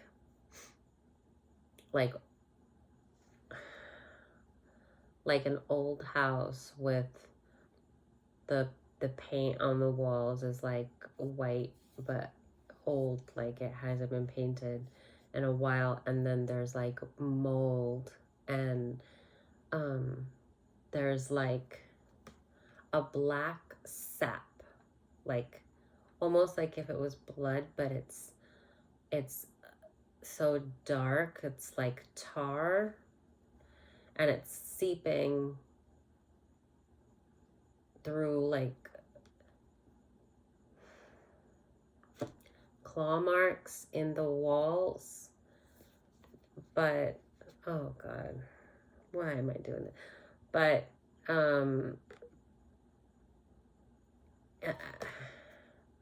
I'm seeing it metaphorically, like decay, like what is that? That's the last card after such a beautiful energy from the collective.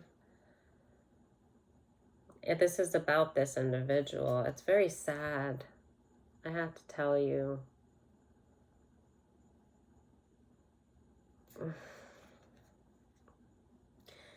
This is almost like a baby monster thing, right? But this is like this individual has like become like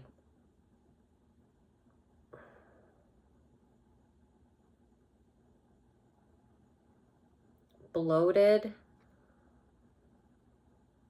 with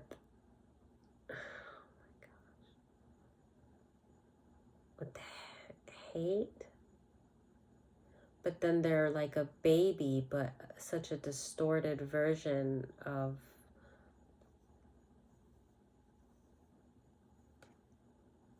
it's really sad. This person's very immature, and they did come out as a page also on one of the cards that was reflecting who they were. So I feel like this card is saying that this individual is cursed. I think that's what it is. Why I said it's metaphorical, because I was trying to and it's the 10 of wands,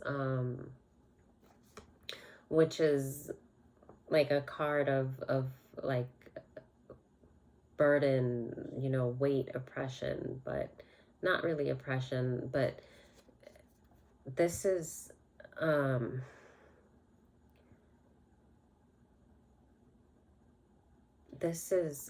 like when I said that it was metaphorical, it's because I think that this card is basically saying that this person is cursed. And I think that's why I'm seeing decay, and like I'm seeing like the walls of like a what was once like a home, that the paint is like worn out, like it's an old abandoned home. And then I'm seeing like this black like I said, like a tar, like a thick tar, but it's almost like it's seeping through the walls as if it was blood, but it's actually, it's metaphorically it's blood, but it's of maybe the blood of like a demon.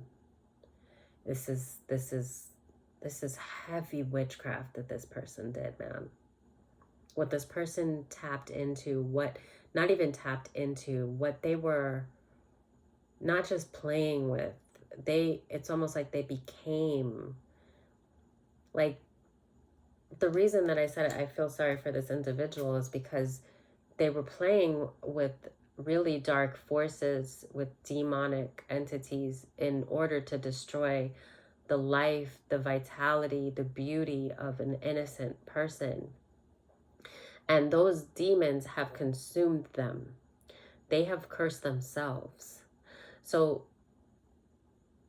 it's like they are childlike, but the demons have basically taken everything from them, as they intended to take everything from another individual that never did anything to them. So if you are this person in the collective that I was describing before, you know, as this free spirit that's so closely knitted with the divine, somebody that has overcome tremendous trauma, somebody that had to sew yourself back together, and that has gone through so many changes so quickly that you haven't even had the time to like really absorb what has happened. And now you are, and you're realizing that you are no longer the same. And I think that you used to look and wonder, what would you be like evolved, what, because you've been working very hard on yourself and on healing, and you felt like you're not getting anywhere, but like I said, you just kept going forward. but you, like, in a sense that you weren't able to really see, like you could see the version of yourself that you wanted to become, or like you already were that, but like with all the healing that you had to take place, it was hard for you to see coming out on the other side. And now you're looking and you're realizing, you don't know when you got there, but you're there. And you did it with God, with the divine. And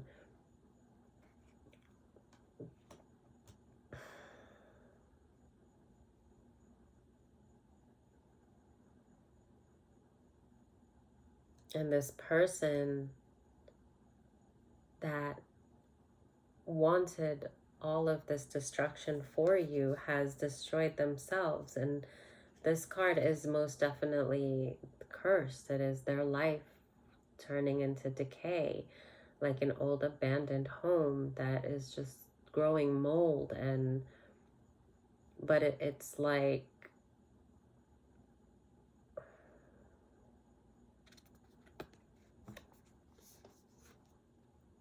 they wanted to take everything from you, and these demonic entities that they welcomed into their own vessel have taken everything from them. And that's why it's very sad. Because at the end of the day, we are all lost children, and we have a creator that loves us so much. And when people make these choices through what trauma that they went through, that they decide to inflict on another instead of trying to heal or saying, this was done to me, but it was wrong. You know, like I remember thinking about certain things in a way that when certain things were done to me that were like so awful, I the thought of doing that to another person would make me like throw up in my mouth a little bit. Like it would make me cringe. And maybe the people that did those bad things intended for it to destroy me, clearly, and for me to like pay that forward and keep that cycle going. But to me, when you do certain terrible things to an individual, it is not okay by any means. And for me, if I were to go and inflict that same kind of a pain on another person, that's almost saying that it was okay for this to be done to me.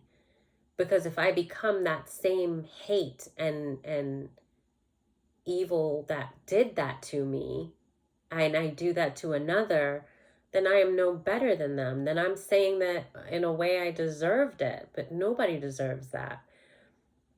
And so this person just looked at someone and saw maybe favor on them, blessings. Maybe they saw the innocence that they felt was robbed from them at a young age, and they saw this person as naive and somebody that could be abused, and somebody that didn't know their beauty so that they could really take advantage of them and trap them.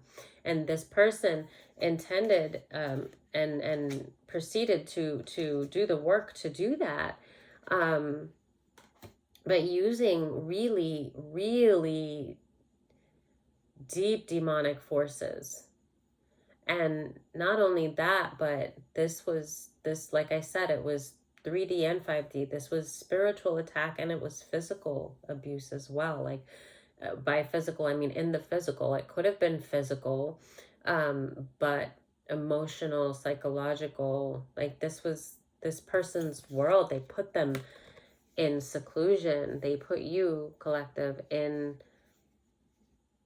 like you were backed in a corner. Like they put you in isolation in this reality that they created for you, and they expected you to embrace that reality and live it so that you would manifest it, so that it would just be your existence, and then what they said you were is what you would become. That is what was intended for you.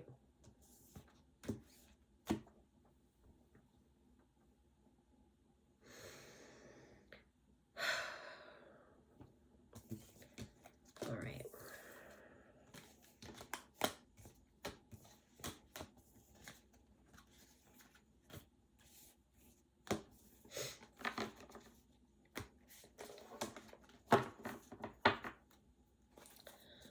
So I was also going to use these, was it?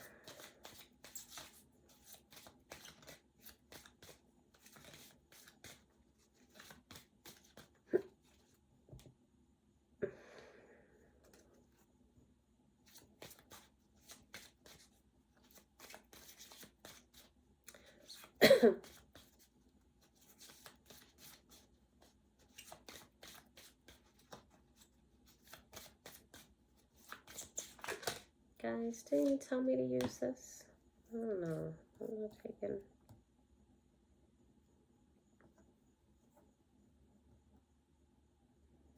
Okay, I'm going to do 3.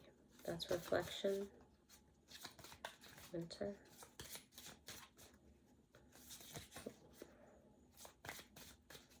Oh, card. Oh, okay. Okay.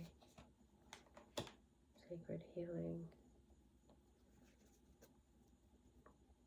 So what I was saying with the soaps, I am going to start doing that again, by the way. But when I never imagined that I would, be doing tarot, doing anything like this on YouTube, I did and I think this was a level up prior to my awakening, but it was to like my embracing, intentionally embracing spirituality, because I always embraced my spirituality, but this was me trying to incorporate it into a lifestyle, as far as where it maybe it was because I was doing yoga a lot and meditating, but then this I was wanting to like find a way to heal routinely. And so with the soaps, I research spiritual cleansing things, and so I am gonna make those again.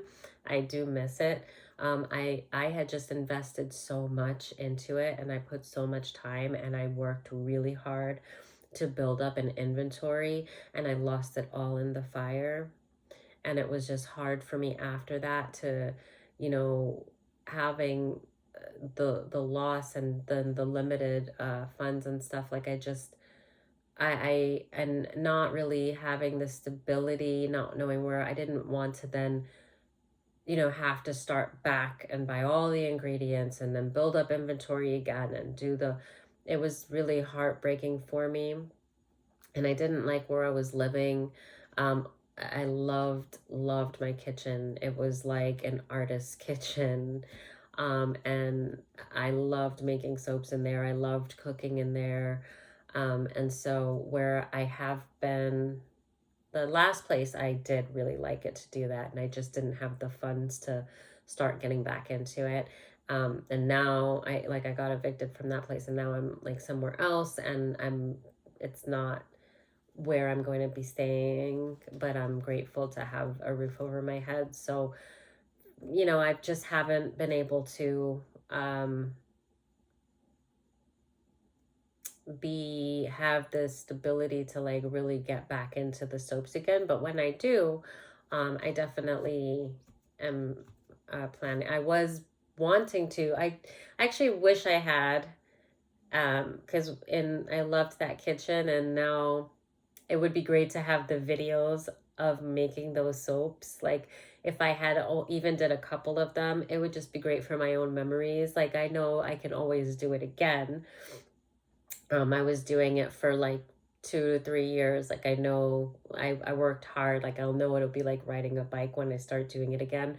But just for the memories of that time, because it was just, you know, I went kind of within in that way where I was going through a lot outwardly, and then I just had my own bubble in my home, and my cat Lucy was alive, and I was happy. And I wish that I would have done what I wanted to do and recorded myself making some of the soaps, but I wanted everything to be perfect, and I was shy about getting on the camera, and just over judgmental about myself. And I, now thinking about it, I would really love to have had some of those videos in my home, you know, before losing it, because that is the last place that I felt like was a home. It's actually the only place that I've ever felt that I had a home, even though it was a false sense of security because they tried to burn me alive in it. But um, it was a blessing that I got out alive, and it was a blessing that I got in it in the first place, and that I got to have that experience and actually feel what it would feel like to have to feel like I was home, you know. I never felt like that anywhere else. Um, but I was definitely, it wasn't where I was supposed to be. Um, it was, like I said, full sense of security, but even in Ocala, I didn't belong there. And my home was in a town that I didn't belong in.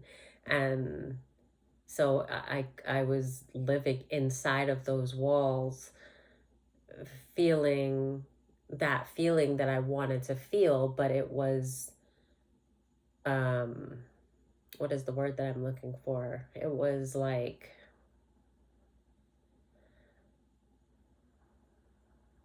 um, Spirit, help me out.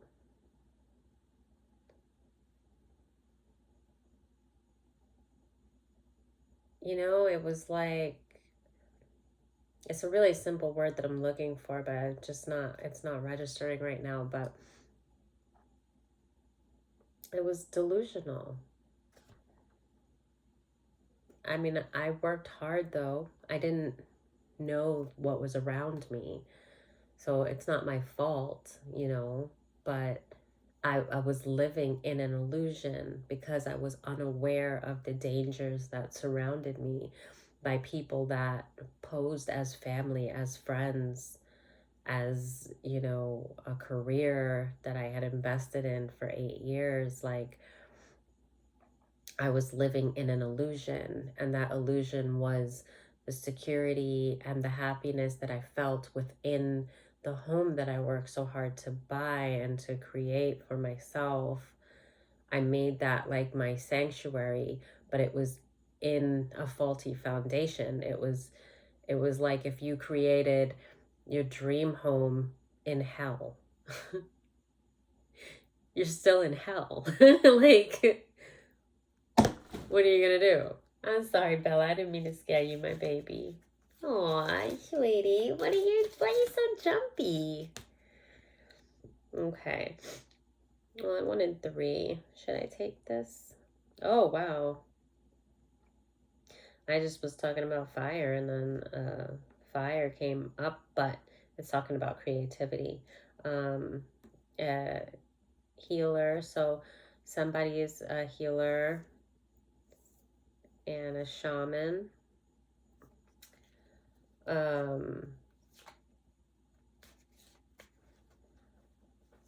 You're very creative. I don't think I want to. And again, the sacred healing was the second card that came out. What came out, though, first was reflection. And I was seeing that was the first card in the Nightmare Before Christmas deck. Oh, what's that? Whoa, what's this? 1 second.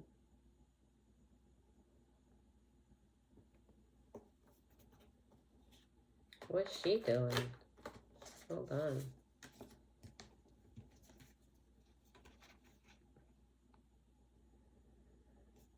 Oh, that's the Empress.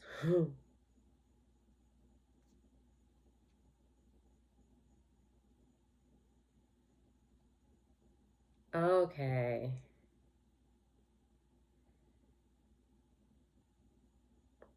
Okay. It just the other deck when I was showing the Nightmare. What is it called? Nightmare Before Christmas. The Empress and the split deck came out with the 4 of needles. So and that's just it's saying like you are in that place where I was saying before. That first card that came out in that deck was what did I say it was? Remember? Kidnap the Santa Claus. La da da da da. La la la la la. All right, I'm sorry. I had to. No, but what I was saying was the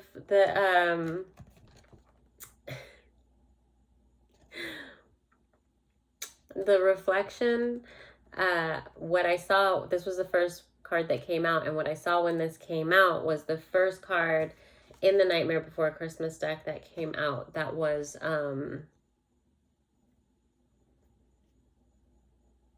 oh, what was I'm trying to remember the image right now.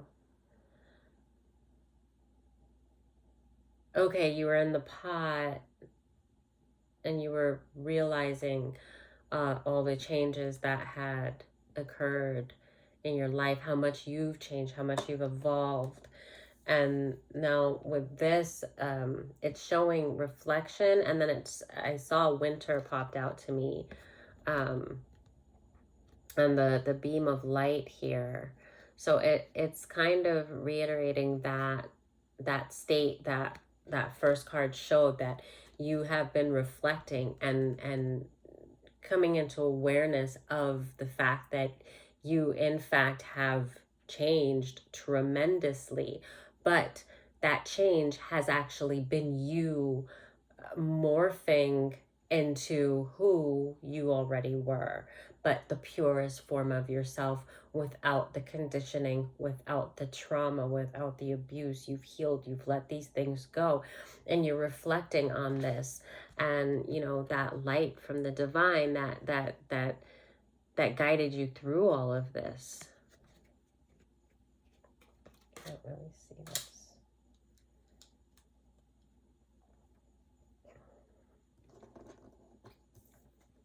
Okay. Oh, good thing that it's hard to see because this woman's naked.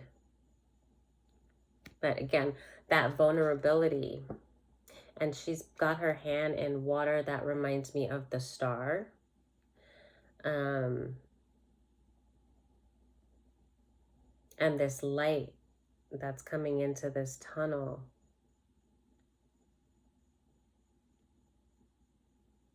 I just thought of the pyramids. There was something with the pyramids that there was a light that would come in, or with tombs. See, I can't remember, so I don't want to misspeak. But maybe somebody knows something about that. But because what I heard when I looked at this was, it's not the light at the end of the tunnel. It is the light within the tunnel, within your subconscious is what I'm getting. Like if your subconscious was this cave, and then you're shining light. Thank you, Holy Spirit. Your subconscious is this cave, and you're shining, or the divine is shining this light, and you are welcoming the light in by choosing to heal and doing the work. You have, and it's like water, you've opened your subconscious to this unity, where it's like what I was trying to say, where you are noticing that you've evolved, that it's like you've changed, but it's not really. It's because it's you, it's more you, the self that you were, but it became distorted because of the conditioning and the world that people that didn't want to see you thrive created around you, this illusion. So what you're reflecting on the fact that, like, if this is your subconscious, that it's still your subconscious, and all that's changed is that you've allowed this light in, the light that's going to be that light of God, that's going to be that healing. So it's still the same you, it's just an illuminated version of you. And there's water here, and there's like this purification, and she puts her well, she's naked, so I don't know if, okay, hold on. Like, she's putting her hand, okay, like she put her finger into the water, and then there's this ripple. Whoop, whoop, whoop. There's like this ripple, right? And that, hold on, I got cards sticking to me. And that's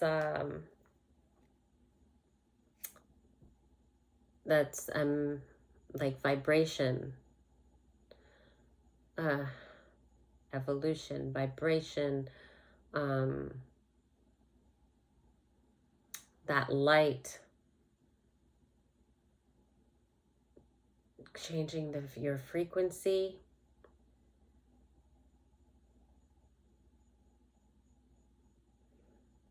And she has this stillness, so it's just this small you, right, in this huge consciousness of yourself, right? And like you have come into your own cave, and you have caused this ripple effect to open, to allow for room, for space, for the light to shine in, for healing. and you are reflecting on that and that beauty, like that very first card that came out in this reading, you reflecting. And there's something that is going to be happening in this winter, season. So I'm getting probably December, because even though I brought these cards out, I saw them in my head and I didn't want to look for them because they were in the bottom of one of the baskets, one of like 4 that has tarot cards in it, and I didn't know which one. But Spirit was showing me them for my next reading, and I just thought, oh, well, it's suitable because it's going to be Halloween. But the funny thing is that the Jack was intrigued by Christmas. So it has a connection between the seasons, is what I'm getting now, of now Halloween and then December Christmas. And then we have the new year, right? So with this reflection is like what you're doing now with this reflection, but then it had winter, and that's where I made that correlation with the cards that Spirit chose for me to read from. This is great. This is really great. So something about this winter, that it's going to be like another level. Something's taking place, another chapter. Or kind of like you're embracing this realization, this reflection that you're having on how much you actually have changed, right? Or how much you have actually evolved, let's say that. And so you're kind of bringing that awareness into it with reflection. And then I think that awareness needed to happen before you actually living in this new vibration or this new timeline. You're in it, but you were in it just kind of, you've been going through the motions, and you were transitioning upon transitioning upon transitioning to a level where you couldn't even see it or feel it. It was just happening because you were just like, all right, next one, you know, like you're just kind of rolling with life like you should, you know. Good job. And now Spirit is like giving you the time to absorb the changes that have taken place, to see who you are, who you always were, to embrace that, to be grateful and gratitude, to be proud of yourself, right? And now step into the timeline that you already are in, but now you're going to take a big step into it with purpose, with intention, because now you are like, I am me. I am this star. I am this healer. I am. So Spirit said, I am. Sacral. I am. I will. I think I am is for the sacral, and I will, because action.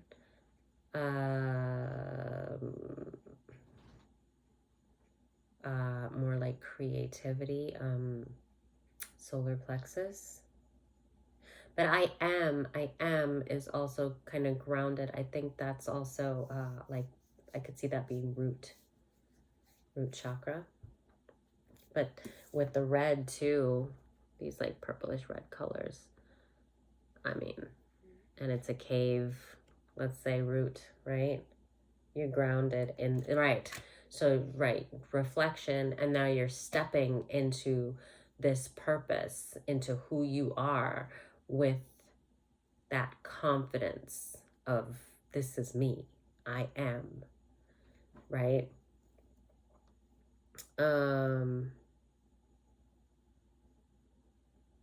And that was part of your sacred healing. I'm seeing that cleansing is coming out, so you might need to kind of cleanse your area. I'm seeing feathers, and I see like eagle feathers. And then and that's sage, huh? It's funny because when I saw feather, it says feather here, and I thought of, I used to have a shell that I used to catch my sage and the ashes. And it was when I saw feather, that's what I thought about, because I had a feather that you fan the sage with. You can buy them on Amazon, but maybe you should get that, because that's what I saw in my head. And then I'm seeing a shell with sage. So, and the eagle like feathers. So that has to be something. But when I first picked up the card, why I picked it up before noticing the feather and then thinking sage and then seeing the sage. So definitely maybe get some sage. But I'm blue sage, get blue sage. And the blue, a lot of blue.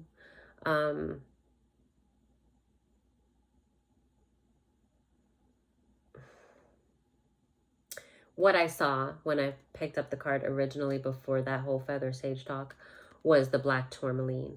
That's one of my favorite stones. And it is a great stone for grounding, but also it's really great for, oh my gosh, my back.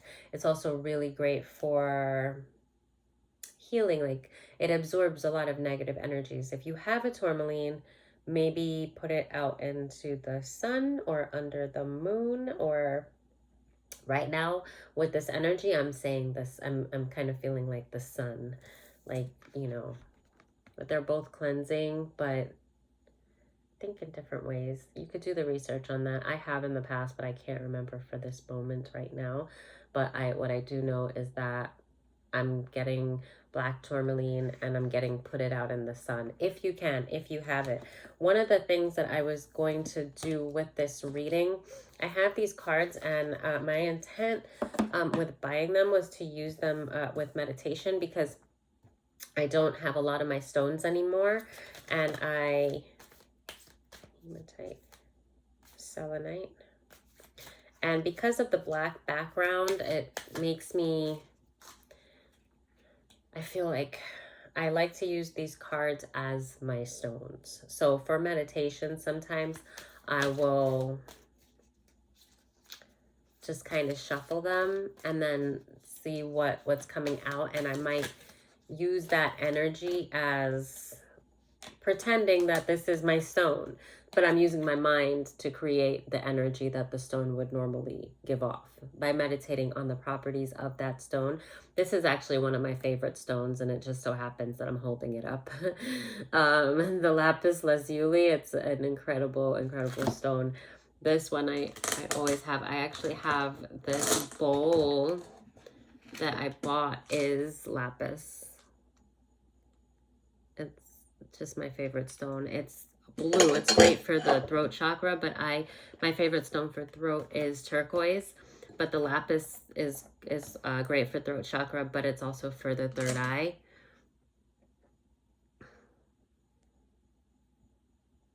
Usually when you buy the stones, I think that they use it more often for the throat.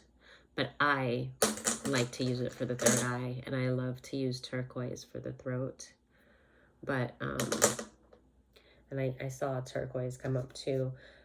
But what I was saying about the tourmaline moonstone is a great stone if you can get your hands on that. I mean, a lot of stones are, but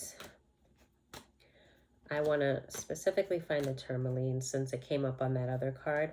I use these cards. Oh, this is tourmaline, even though it looks green. The card is black, so I understand why they would do that.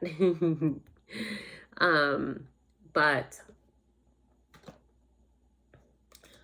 what I was saying about that, about these cards and that, I don't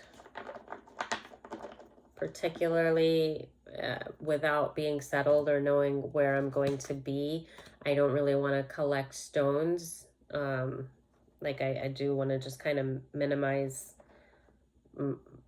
things right now. But so I use these cards, and with the images and the background, they are my stones. And I know that might sound silly to some people, but red jasper is really nice too. I know that might sound silly to some people, but where meditation is concerned, the stones, yeah, they carry the properties, the different healing properties. But our mind is energy, and when we are manifestors, and to use these for meditations with it's the intent. It's like prayer works with or without a candle. But when you light a candle, it kind of it sets the intent of the space for the prayer, and it's like a way to like honor the ancestors. Dinner is a great meal. If you cook and prepare a great meal for dinner, it's going to be a great enjoyable meal. But sometimes when you add candles, the romance and the intimacy of the candlelight dinner, it's just nice, right? So without having the stones, I really like these cards, because when I'm meditating and I'm like, okay, well, I would like the energy from, a certain stone, but I don't have that stone, and if I need it or whatever comes up, I will meditate on that stone. I will look up the properties of that stone, and I will incorporate that into my meditation, and cleanse with my mind and my intent and with prayer on what I would want this stone to do and what the image is doing. So it still works. Where the stone itself actually does have these healing properties. I wanted to say something about that. I've heard so many things about just like, with tarot, but like specifically, I've heard a lot with stones, like crystals.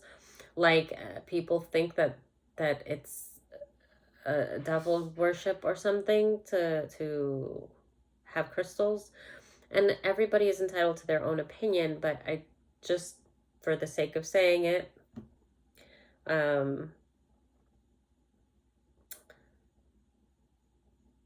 the creator of all things created crystals, right? Scientifically, crystals have properties that some of them can be healing. It's just like, there's certain stones that you can put in your water and it actually purifies the water. That's actually science. It's not. Now, that being said, there's intentions. You might have, a reader that is calling upon demonic forces to do the reading. And then you have a reader that is gifted and talks, calls to God for guidance, and in a healthy way, without sacrificing things and themselves to manipulate people and hurt people and things like that.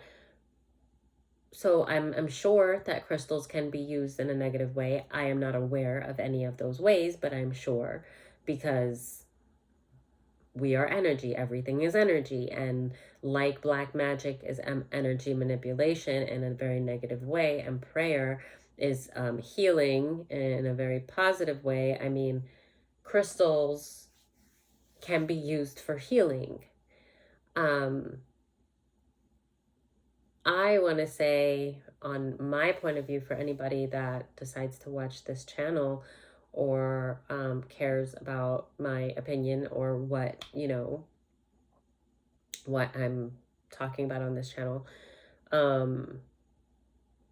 Because if I was watching a reader and they were like, yeah, I use crystals to like worship deities and stuff, I might feel very different about that reader, probably not watch them anymore. So I do want to let it be known that I very much love crystals, not more than I love God. Um, Part of why I love crystals is because God created them as a tool that can also help to heal our bodies, and cleanse our auras. So I do not worship crystals. I only worship the Lord Jesus, my Savior. But that being said, I speak to, you know, guides, angels, the divine through the Holy Spirit, my ancestors, um, through the Holy Spirit and the intention of my heart. And if I am using crystals, I'm also, but I am not worshiping, I worship God, right? And so with crystals, I feel like there's this bias, at least just from what I've seen. I don't know, but I've heard a lot more negative things than I have anything positive. And so I just wanted to kind of speak on it a little bit and with my opinion that these are beautiful things. A diamond is a beautiful stone. Like, you know, they talk about the pressure and things that it takes to expose the diamond and get this beautiful stone. And people, will get diamond rings to uh you know to express like the union of a marriage. But then I hear all this stuff about crystals being bad, and I'm just a little confused about where people are getting this or what. Anyway, I don't want to go all into it, but basically I'm just saying, like, you know there's just so many judgments about things like sage. You might have certain people that see somebody burning sage and they're like, oh my gosh, she's burning sage, she's a witch, she's weird, blah blah blah blah blah, right? But like in like ancient times, like, long, really, they like to drink out of the sink because they don't have a water bowl full of water. I don't know. Anyway, what was I saying? Sage has scientific properties that it is, what is it? Antiviral, and antibacterial properties. So it was like a thing where when people would clean, like say on a Sunday, they would do a deep cleaning of their home, and then like all the dust and stuff that would get scattered into the air after cleaning, they would burn sage to clean the virus and bacteria out of the air because it actually has antiviral and bacterial properties. So people, and that could be, kind of where that ritual started about using sage to cleanse the home. But of course, where energy is involved in like darker, low vibrational energies are not going to, it obviously would also work in cleansing those because viruses, bacteria, things like that, that's low vibrational energies will distribute those kinds of things. You might have more of a, you've even heard on certain things where places might be haunted and stuff, abandoned places, and it may be like water damage and like mold and stuff like that. And then there'll be, this is where these low vibrational entities will hang out. Now, are they causing it, that environment, or are they creating that environment? I don't know. I kind of feel like the two go hand in hand, but where like sage is involved, that's something that, of course, if it's killing these bacteria and stuff in the air, it's not going to be an environment or promote an environment where a low vibrational entity would want to stay and dwell. So it works both ways. And I get the same kind of thing with crystals. Different crystals do different things, but they affect our own vibration and our own energy, our own bodies, in different ways. So anyway, tourmaline came out on this card, and so I wanted to discuss that. There's a lot that's coming out with like healer and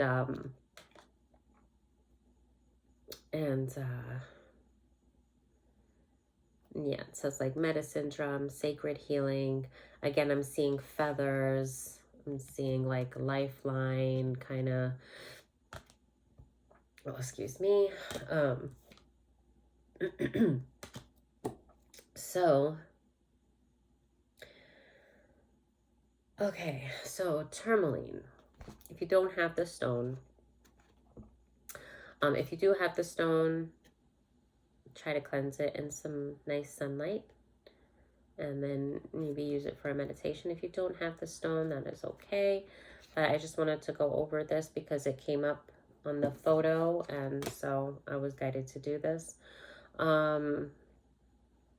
So focus, flexibility, and clarity. Crystal fact, you can use polished tourmaline to polarize a beam of light. Oh, really? Well, isn't that interesting? And I said, when I,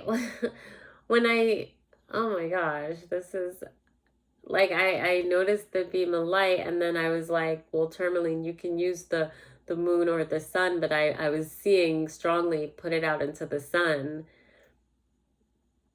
And it says you can use polished tourmaline to polarize a beam of light. Okay, so there you go. You can also use the sage to cleanse the tourmaline if you have it. I am going to call it a reading. I feel like I would love to just keep on going. This is why I like to just do it when I have the time. Like, I might just sit here for 4 hours with you guys. If you would sit here with me, I'll sit here with you. I mean, we could just have like a whole long reading. I don't know what I'm saying. Like, delirious. But peaceful spirit here, thank you so much for sharing your beautiful, beautiful energy with me. Okay, hold on.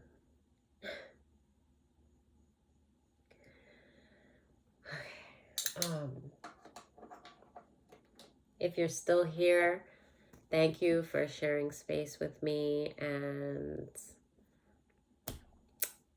it's been a pleasure. I am so grateful. Like, this was nice. And it was worth the fact that I'm going to have about 2 hours of sleep. Probably 2 hours. That's okay. You don't feel guilty. I don't feel guilty. We're good. I don't want to go. But I'm going to. Have a beautiful night, morning, day. Mwah. Thank you so much. Bye.